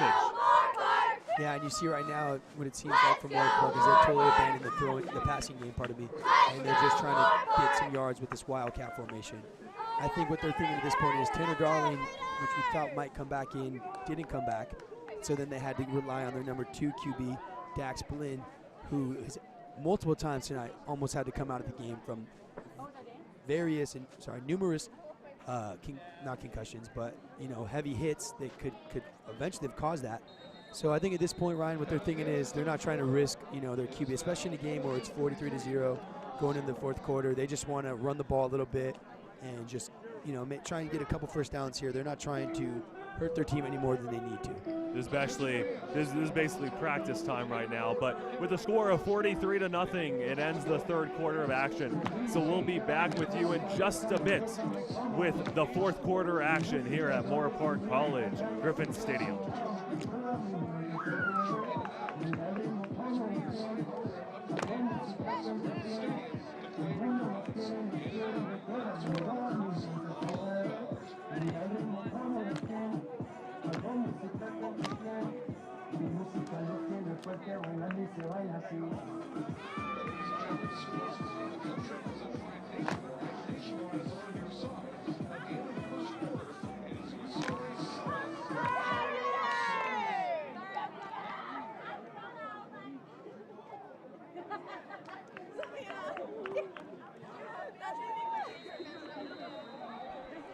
Hello everybody and welcome back to fourth quarter coverage here at Griffin Stadium. Vinny Corso still the quarterback in. It looks like another quarterback keeper, and he's going to be brought down behind the line of scrimmage, about a 3-yard loss on the play. And like we were pointing out earlier, watch for this kind of careless acts right here. I just saw one of the linemen here on Moorpark, number 77, running way out of his blocking assignment to try and hit number 34 after the whistle was blown. So you got to watch these guys. A lot of these guys, they don't really care at this point. So it's even though it's hard to do, they really got to open up their eyes and say what's more important here. A couple of seconds of revenge, or just getting out of this game here with no ejections and no one getting hurt. Third down and 13. Vinny Corso and the shotgun pass is incomplete. It's down at his shoelaces right there. One thing that I would like to see, because you could see that the blitz is coming. The blitz is always going to be coming. There's actually a penalty on the play. It's going to be a replay of third down, so there is a penalty against the defense, so that actually gives Vinny Corso another chance. But as I've been mentioning, I want to see Vinny Corso throw a ball right here, not throw it on the run like that little check down. I want to see him kind of let it loose. He needs to get something going, get a little confidence, because with this right now, the defense knows it's going to be a run. Definitely. So they're testing him. They're saying, Corso, throw the football if you want. We're going to just send the blitz though. And Corso, he takes it himself, a quarterback keeper, past the 20, down at the 21-yard line. And I mean, even though he only got a couple yards right there, did you notice how fast he was in and out of those breaks right there? I mean, he's so quick. He's like a little rabbit out here. He's so little, but he's so quick. He's evading all these freaking lions, and you just watch him as he kind of cuts in and out. He's very quick. So, if he gets open, he's gone. I mean, his feet are moving super quick on that last play right there, avoiding most pressure. It's funny that you mentioned that because if you walk around Moorpark College, you'll see rabbits everywhere, little bunnies hopping around. And also, Conejo itself, of course, the Conejo Valley, very close to here. Conejo itself means rabbit in Spanish. So that's a great little piece for you there, audience. It was destined to be that he'd play in the Conejo Valley. Yes, it was, especially with Westlake and now Moorpark. Definitely. A big-time punt, putting Fullerton at their own 47-yard line for this first drive of the fourth quarter. Let's see if Moorpark can get another stop on defense here. You know, one thing that they're pretty good at is turnovers. So let's see if they can get another, fumble, strip sack, or, even another interception here. It's going to be a first down and 10, ball at their own 47-yard line for Fullerton. And the shotgun formation is going to be a handoff straight up the middle, and he has some room to move. It's going to be a first down and 10 for Fullerton. And I'm also noticing right here, I'm noticing a lot of new faces here on this offense, which is always cool to do when you're up by this much.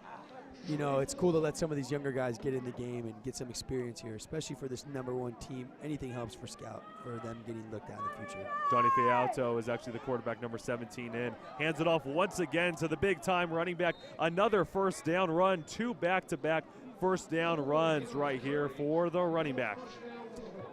Yeah, I mean, they keep powering it. I mean, they're such a good team. Even their backups are, are dangerous and hard to stop. So, Fullerton's just stacked any way you look at it. They got all these new faces coming in here, and 28 actually coming in off hobbling, but, he just got a couple nice pickups on those last 2 carries. Yeah, that was number 28, Trey Fullwood, the freshman running back, 6'2", 220 pounds. Now in is Infant Eckford once again, number 30. Now back to pass. Pass is complete. It's straight down the middle, and he is a brick wall when he hits the defender. He dives in there. It's going to be a touchdown, Fullerton. Yeah, right there, number 14 for Moorpark coming in, trying to make a hit. Landon Alator, definitely not scared of contact like we talked about. The secondary is not scared to go toe-to-toe with these big boys. But just, it's not always going to work when you're going head-to-head with someone that's, like John Snowden right there, tight end, 6'5", 250, up against Landon Alator, 6'2", 165. And he's almost got an extra 100 pounds on him, and trying to stand him up is not going to work. You got to hit him low. But, I mean, hats off to him for trying to go head-to-head. That is now going to, of course, get the extra point PAT attempt for for Fullerton Hornets. But after that, that was a fairly nice drive right there by the quarterback, Johnny Fialto. He's that third string, I guess you could say, number 17. But while we have another break in action, we're going to thank a few more of our sponsors. Of course, we cannot do it without you sponsors, so we're going to thank a few more of them right now. Cricket, something to smile about.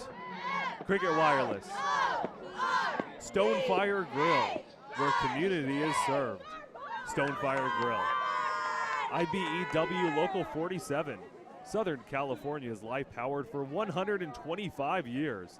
IBEW Local 47. And Ladin Auto Group, family owned and operated for over 45 years. Always close to home. Ladin Auto Group. Thank you very much to all of our sponsors. All right. 49-0 here, but, Moorpark's just got to keep fighting. And like you were talking about, it is just like practice at this point. I mean, you can only get better from here. So let's just see if they're able to work with that, play with some fight and some drive, and, come out of this with some learning experience and some good things to learn from, too. Some good things to build off from, pardon me. The PAT attempt is up and it's good, giving Fullerton a 50-0 lead in this game. Now, one thing that I did see, the offense did put in a lot of their reserves, so most likely the defense will be putting in their reserves, so hopefully Moorpark can drive down this field, especially with Vincent Corso. I guess their third-string quarterback, you can say. He's not even listed as a quarterback, but being brought in here, hopefully he can make a drive happen for Moorpark. Definitely, yeah. Like you said, when they have the backups in versus starters, most of the time what should happen is the starters, and usually the team that's losing, they usually are able to score a couple touchdowns, feel a little bit better, and, get out of this. But this Fullerton team is so stacked, they literally just went down and scored on this starting Moorpark defense with their backup. So, who knows what kind of power they got on this defense. But hopefully Moorpark can go down, put up a touchdown or two and get some points on the end of this game. Edgin Bata, number 6, Matthew Drake, number 26. Usual return suspects in this game back to receive the kick for the Moorpark Raiders. Once again, the score stands 50-0. Moorpark Raiders still laying a goose egg right now in the fourth quarter. Just about 12 and a half minutes left in the game. All right, let's see what they do here. Hopefully they can get a nice drop, get out to about the 30, hopefully. Or maybe we'll see a high punt too. A high kickoff, sorry about that. There comes the kick. And it is a little kick right there. It's going to be returned by the 35-yard line, but a great return right there by number 46, Trenton Bradley. Not your usual return man for the Moorpark Raiders, but able to make a pretty nice gain, giving them some good field position at the 42. Yeah, with that pooch kick right there, what they're trying to do there is trying to, like what happened we saw with Moorpark due to Fullerton, is they're trying to give the returner no time, especially someone that's not usually a returner. Usually those front couple guys have no hands. They're there literally just to hit people, so that's a good thing that he caught it there and was able to fair catch it for him. Yeah, it was that little in-between kick, the length of a squib kick and the height of an onside kick, giving them some great field position. Now back on a 1st down and 10. There will be a false start penalty against the offense, and that's what they're going to be calling. But once again, Vinny Corso, number 20, the quarterback in the game for the Moorpark Raiders, the slot receiver turned cornerback. It's going to be a false start against the Raiders, so they're going to be brought back another 5 yards, so it's going to be a 1st down and 15 ball at their own 37. And I mean, where doesn't Vinny play? I mean, soon enough, you know, he's going to be playing outside linebacker on the Moorpark deep. I mean, they throw him in anywhere, and he does a pretty good job at it. He's played punt return, kickoff return, slot. Now he's at QB, so who knows? He's a natural athlete.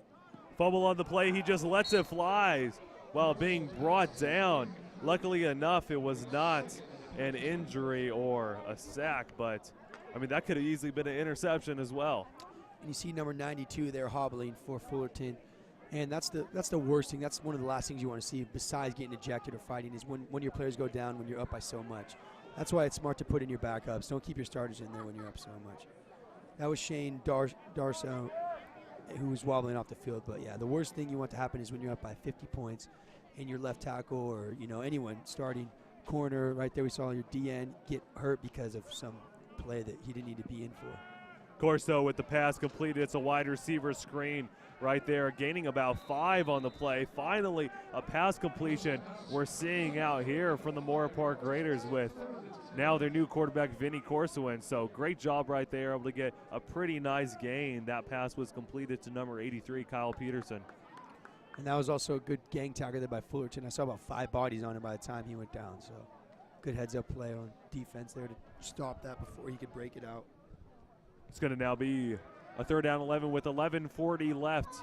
Clock is still ticking in this game. 50-0. The score still stands. Corso rolling out to the near sideline, has some pressure, throws on the run, almost intercepted, but it will be dropped. Once again, intended wide receiver was to Peterson, number 83. I mean, you can't blame Corso right there. He's, you know, he doesn't even play quarterback. He's just trying to do something out of nothing, running to the outside, trying to hit his receiver in stride. But once again, he doesn't play QB, so he doesn't have necessarily that accuracy that quarterbacks will have rolling on the run. But, you know, he's doing what he can, and this Moorpark team is still, you know, moving the ball a little bit here and there. Definitely on defense, they're definitely still fighting. So let's see what they do here on this 4th and 11.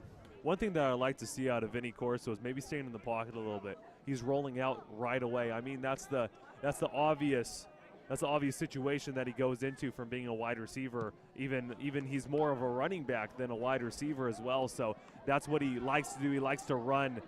He likes to roll out because that's what he usually does if he's in that position. So I want to see him stay in the pocket a little bit, as Manyweather is able to get a pretty nice gain. Right. Yeah. You mean this guy? He's one of those natural athletes, man. You first look at him, to be honest, and you're like, to be honest, he's probably not starting. And then to find out that not only is he starting, but he starts in multiple spots. And you can plug him in almost anywhere, and he'll do a good job. So he's definitely a nice asset for Moorpark to have on the football team. Is now going to set up a 1st down and 10, ball on their own 35-yard line. Coming out once again, the quarterback, the 3rd-string quarterback, is still in the game. Fiauto. That's going to be Johnny Fiauto. He's the 6'1", 180-pound sophomore quarterback. See if Moorpark can get a nice stop here. It's going to be a fake handoff, quarterback keeper, straight up the middle, right back to the line of scrimmage. That's good right there. The defensive tackle right there, blowing up that hole, making it very difficult for that quarterback to go anywhere, and that's exactly why he went nowhere. Now it's going to be a 2nd down and 10. Clock still running, 11 minutes left in the game. With this rushing offense, you're going to see the clock just ticking down right here for Fullerton, especially if they're able to get a 1st down. It's just going to continue to keep ticking down as they actually go for a pass. He's feeling the pressure, throws on his back foot, and it's incomplete. Great defense right there by J.J. Durden. Jashawn Durden coming up with the pass deflection. J.J. Durden, another one of those studs on that secondary for Moorpark. And if you notice, too, right before he let the ball go, he threw off his back foot. One thing we're talking about, how you doing that, it's very hard to hit your receiver on target. So, yeah, causing pressure like that for him to throw off his back foot is a good job by Moorpark's defense right there. It's a team effort, too. Like, people don't realize it, but the defensive line causes the pressure, which then causes the linebackers to get through, which then causes the quarterback to throw off his back foot, which then causes the secondary to make a play. So football really is a team sport. In a 3rd and 10, he's running out to the far side, the near sideline. He has the reception. There is a penalty flag. Don't be too surprised if it's against the offense. That was Johnny Carmick with the catch. And I think he would have been just short anyway. When he came down with that ball, it looked like he was about half an inch short. So it is going to be holding against the offense, against the offensive line. So that now brings them back, and that's going to be now a replay of the down. So Moorpark catching another break, because I'm pretty sure that Fullerton would have gone for it on 4th down anyway, being that close. So let's see if they can hold them to a more minimal gain or maybe even a loss, so that Moorpark can get the ball back here, put up a touchdown these last couple minutes of the game. It's going to be a 3rd down and 20, a 3rd down and 20 ball on their own 25-yard line. Dropping back to pass, has some pressure, sending towards them. Straight down the middle, the pass is completed right around midfield to Devin Fleming, number 24. And that was a blown zone coverage right there. You can see the frustration a little bit. What happened was they were running zone, and he was running right up the seam, so he hit him right in that little pocket, which happens right before the secondary, but right after the linebackers, what we call a hook to curl area. So that was a nice job right there by number 17, getting that ball out right before that secondary safety could come make a play. Johnny Fayautu still the quarterback in. It's going to be a handoff straight up the middle to number 30, and he's breaking loose. He has nobody in front of him. He's down to the 10. It's going to be a touchdown, Fullerton. I don't see any penalty flags down, and the Hornets are going to strike again. Number 30 right there for Fullerton, busting that one out. You know, when you broke that one seam, what happened was they sent a blitz in there. Once he got past that first infant Eckford with that run, once you get past that first line on a blitz, there's nobody in your way. What we call it is just a bunch of daylight. So he hits that hole and sees the end zone a couple seconds later. Infant Eckford didn't really look like an infant on that play. He was able to just march forward. He was a grown man. That was a grown man run. So now that brings the score total to 56 with the extra point PAT attempt. It'll bring it to 57. The kick is up, and it looks like it's straight through the uprights, and it's good. Fullerton winning in this matchup 57-0. At this point, Moorpark, you know, even though it sucks, I always used to hate, obviously. Nobody likes losing, especially losing like this. So, no one likes losing like this, but when this kind of stuff happens, you know, you just gotta keep fighting, figuring it out. You know, it's a learning experience at this point. You're just getting stronger in a way, even though it doesn't seem like it. You're learning a lot. I mean, you're getting work from the best guys in the entire country. So, you know, hats off to Moorpark. They've been playing their hearts out, and even though it seems kind of rough, there's a lot they can learn from this, and there's a lot of good they can take from this as well. So, you know, Moorpark's hanging in there, doing what they can. Now with just about 9:40 left in the game, 57-0. Interesting score right here. I mean, giving up 56 points to El Camino, giving up 62 to Long Beach City College. Hopefully not giving up more points, and maybe they'll be able to put a touchdown up on the board. I want to see a 7 next to Moorpark's name. Definitely. I mean, like we talked about, if you look at the schedule, Moorpark has one of the hardest schedules in all of junior college football. I mean, Long Beach was, you said, what, number 12 or number 8? And they were ranked number 12 when they played them. Number 12, and then Fullerton, obviously the best, in the entire nation. You see a lot of these late hits like right there. Yeah, there's going to be a penalty flag, of course, thrown down on the field. To receive the onside kick was Kyle Peterson, number 83. And these kind of kicks are almost questionable, I think, to coaching, because at this point you're not onside and you don't really want the ball back. You're not kicking it deep. These are literally, pooch kicks are literally known for, this is when you literally try and take someone out of the game, because it's so last second. It's right on that borderline of should I not fair catch it, should I? And that's when you see big hits like this and people getting knocked out in these games. So. And one thing that's a little interesting is maybe there is some bad blood right now, because if you're onside kicking it, because that wasn't really like a pooch kick because it was right at the 45, Definitely, right around there. Yeah, just a high, my bad, just a high kick. Yeah, exactly. So it was like an onside kick, which that's a little mind-boggling. I wonder if there is a little bit of bad blood because them wanting to get the ball back or at least just trying to lay out a player. It's kind of unnecessary right now with the 57-point lead. It will be against Fullerton, of course. Right. Yeah, I mean, there's a lot of animosity on the field. We've just seen that develop through this game, and these guys just gotta keep their head down. Well, not literally, but just focus on the goal at hand and get out of the field with no injuries, no ejections. Corso pass is completed to the far sideline. He is brought down by almost all the Hornets. They sting him right there. That was, it looks like Peterson on the reception. Mini Corso here with the, these wheels. He's doing everything he can. Definitely a workhorse on this team, respectively. 9 minutes, 20 seconds left and counting in the game. Anthony McLean, number 28, the running back. To the right side of Corso. Corso, quarterback, sack right there. Wow, he was dropping back to pass. Had nowhere to go, though, and he was just brought down from a big-time play right there by number 97, the big boy down low in the trenches, D'Angelo Boyce. I mean, you can almost see Vinny at this point limping a little bit from all these hits he's taking, but he pops up, goes right back to it. But this defensive line, hats off to Fullerton. They are no joke. They are coming after everybody, every play, powerful physical end. It's going fast. to be a third down and 15. A free play right here, launches it deep down the field, and it is not caught. That was a pretty nice pass play, though, by Corso. Very impressed with that deep throw. Curtis Collier was the intended wide receiver. But, of course, as I mentioned, that was a free play since the defense. There were 3 guys that went offside. It's going to be an encroachment penalty. That was a nice throw, though, by Vinny. He aired that ball out right there for Curtis. True freshman coming from Cedar Valley High School last year. Played against him. Good athlete. 8:30 left in the game. Off of that, it's going to set up a third down. Excuse me, it's going to be a 3rd and 10, that is, since the 5-yard penalty. So now Corso once again lined up in the shotgun position. It's going to be a fake. It's going to actually be a handoff. It looked like Anthony McLean didn't get his mitts on it at first. It looked like Vinny was holding on for it a little too long, but he's going to be brought down for a loss of yards. You can see his knee touch the ground almost. I believe that's what they called him down at the 47-yard line when his knee touched the ground for the first time. Definitely, yeah. And whenever you see those kind of, a lot of times too, you'll see him blow the whistle before people go down, and people sometimes are frustrated, like, why the play's not over yet. But at that point, when you see their bodies all tangled up like that, you want to blow the whistle because that's when ankle injuries occur, and people can get hurt for pointless plays. For at that point, you're fighting just to get back to the line of scrimmage. It's not worth it. A deep, booming punt all the way to the 5-yard line where he's going to recover it.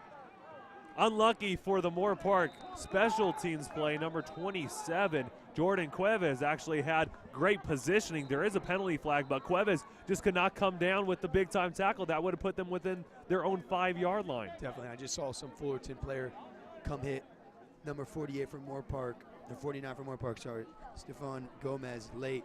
That was a punter, too, who just took a shot for no reason. So, these Fullerton guys are just playing very dirty at this point. And the other thing, too, you got to realize it reflects your team.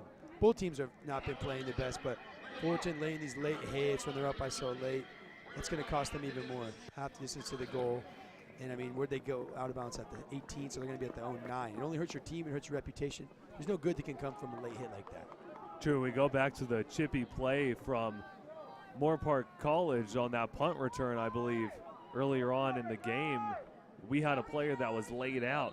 So Moorpark returned the favor and laid out another player from Fullerton, and that actually caused an injury, and that's where it's become chippy ever since. So ever since those two massive hits, that's just kind of where it's been. Retaliation, definitely. Yeah, the retaliation has been crazy effort as the quarterback takes it. That's actually number 15, another quarterback in for Fullerton, number 15, David Hendrick.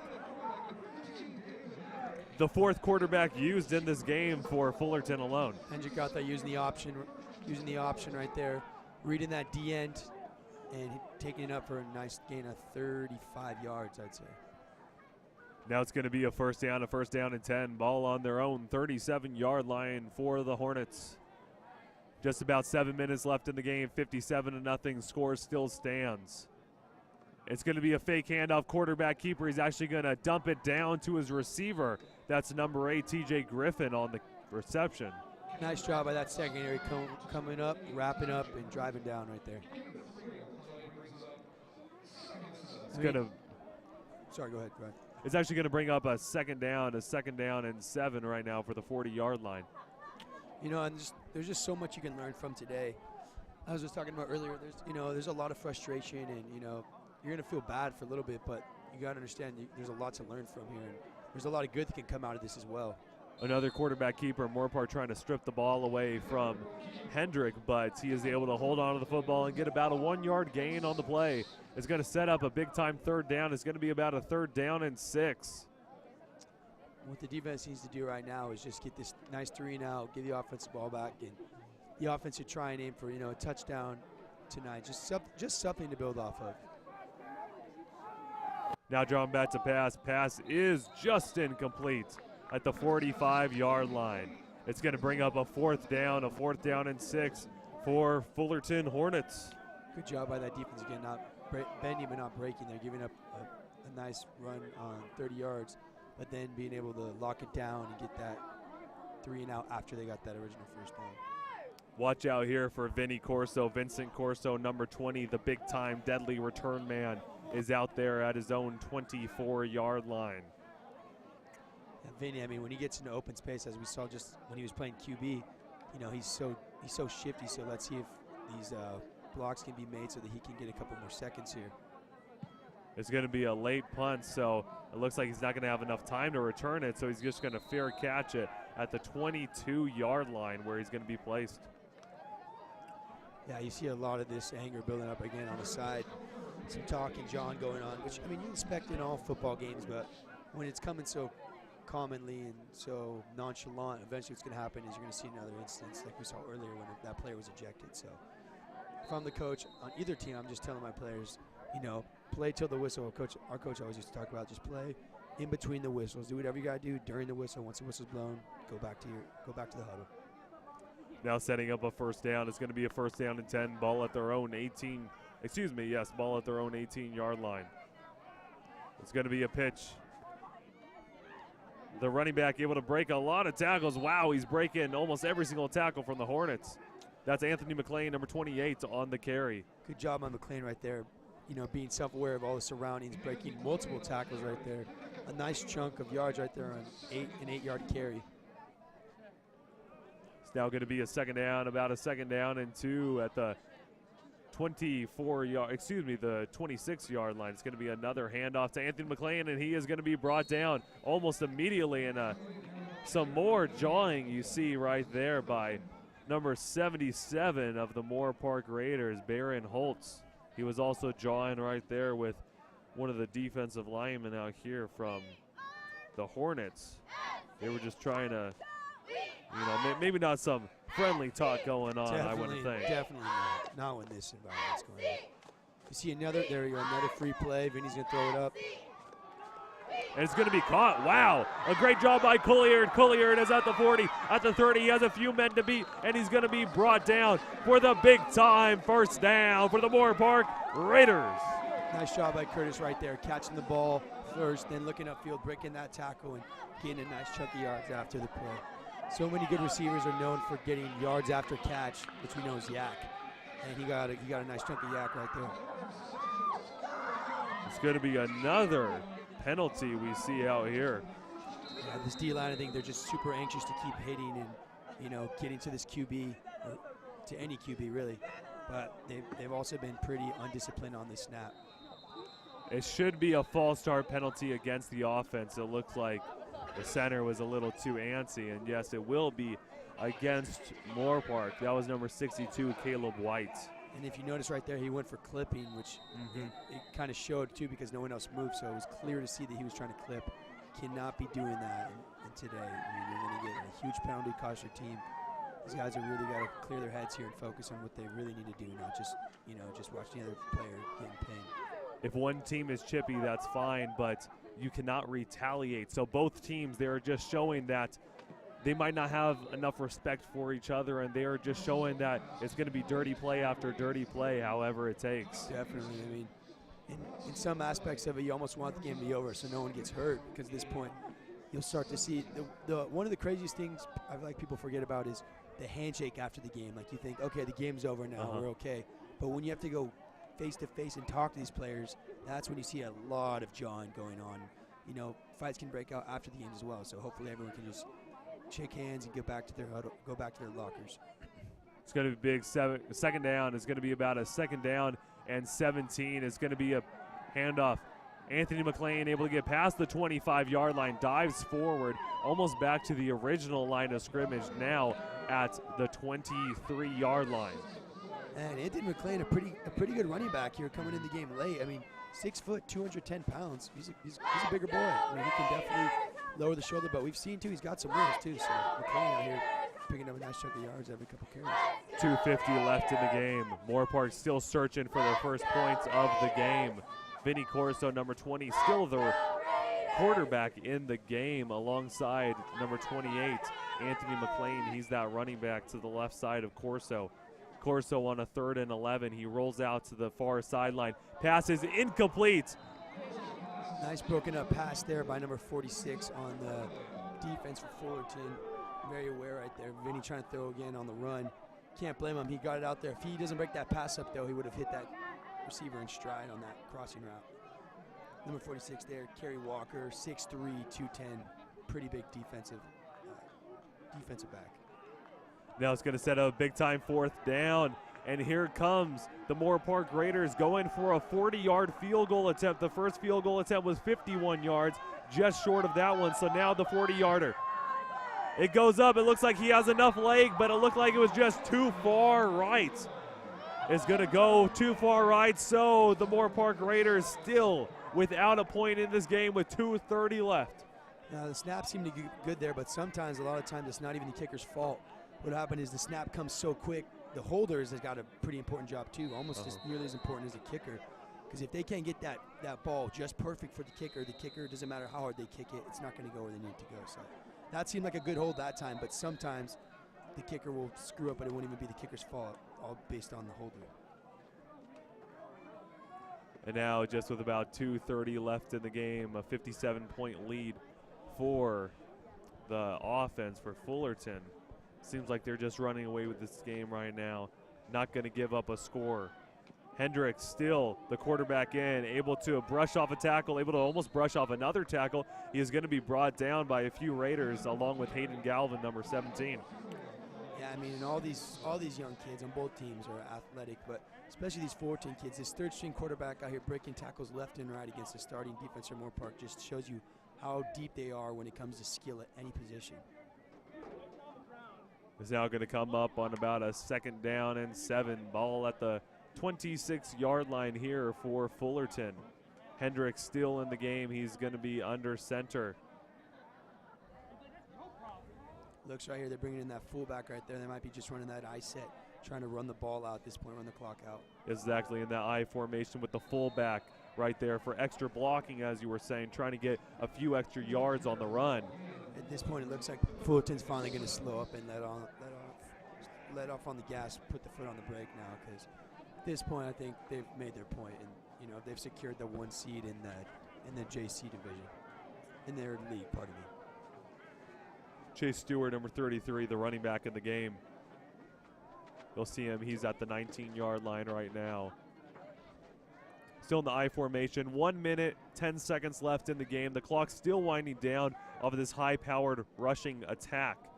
He gets the football one more time, and he's going to be brought down for about a 2-yard gain. Chase Stewart once again.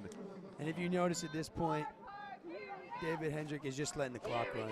I mean, they'll probably have to run one more play, and then that'll be it. You know, they don't need to do anything else at this point. They've secured the spot in the national rankings, and not only that, they've also secured the win tonight, we can say. Moorpark trying to get the ball back. I mean, the play clock is at 15 seconds. The game clock about 20 seconds more than that, so about 20 seconds ahead. And it looks like they're going to bring out the punt team too, so let's see. They're going to get one more shot here, just about to put some points on the board. Back there, number 20 for Moorpark.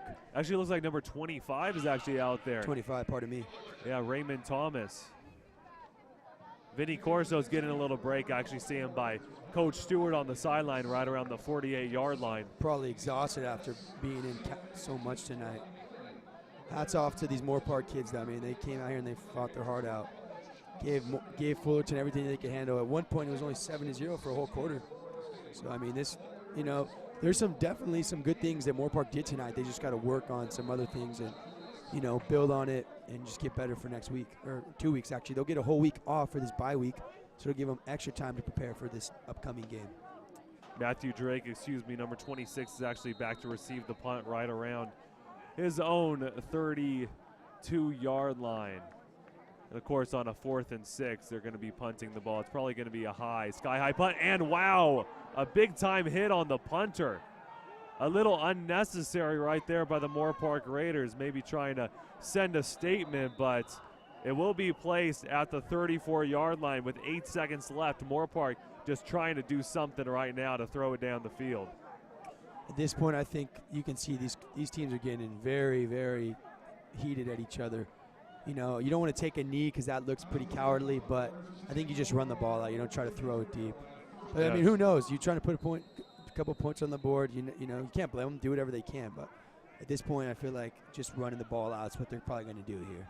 Vinny Corso, once again, number 20, back out there. Third-string quarterback for the Moorpark Raiders with Dax Blinn and Tanner Darling both going down with injuries. Trying to get the offense situated a little bit. Probably only one play. I mean, with 8 seconds left, you can't do too much. He's going to line up in the shotgun position. Only one wide receiver spread out wide, and they're just going to need it. Maybe showing a little bit sign of respect towards the opposition.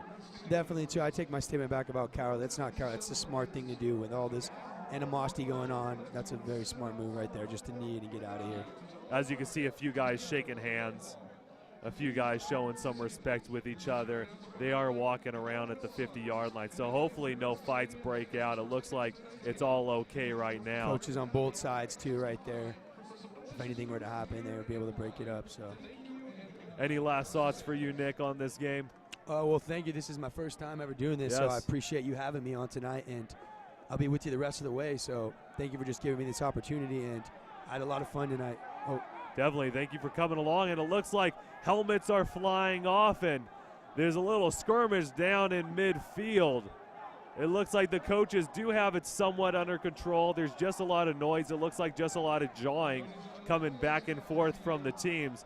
Hopefully these players just kind of return back to where they're supposed to be. I mean, you don't want to see any injuries coming out of this. With Fullerton being number 1 in the nation, you don't want to see anybody getting injured on their side.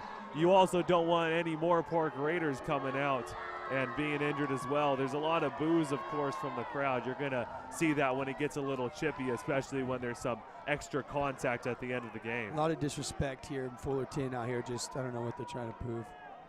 I mean, there's a lot of fighting going on here. You know, like I was telling you about, I almost knew this was going to happen. Once you start high-fiving, you're always going to see, especially after tonight, you're going to see a lot of anger build up. Both these teams just need to go in the locker rooms and go their own ways. Yeah, hopefully everything is disputed right now. There's no more fights, but once again, final score 57-0, Fullerton winning in this game. For all of our production crew out here at Moorpark College, we thank you. Michael Grimes, all of our technical director, all of our camera men and women. You guys are great, and we cannot do without you. So for the production team, with Michael Grimes, for Vern Vakso, who organizes this all, for Vance Manicus, the athletic director, and for Nick Federico, my color commentator analyst. My name is Ryan Ketchum, play-by-play commentator, and we'll see you next time on your coverage of Moorpark Raider football.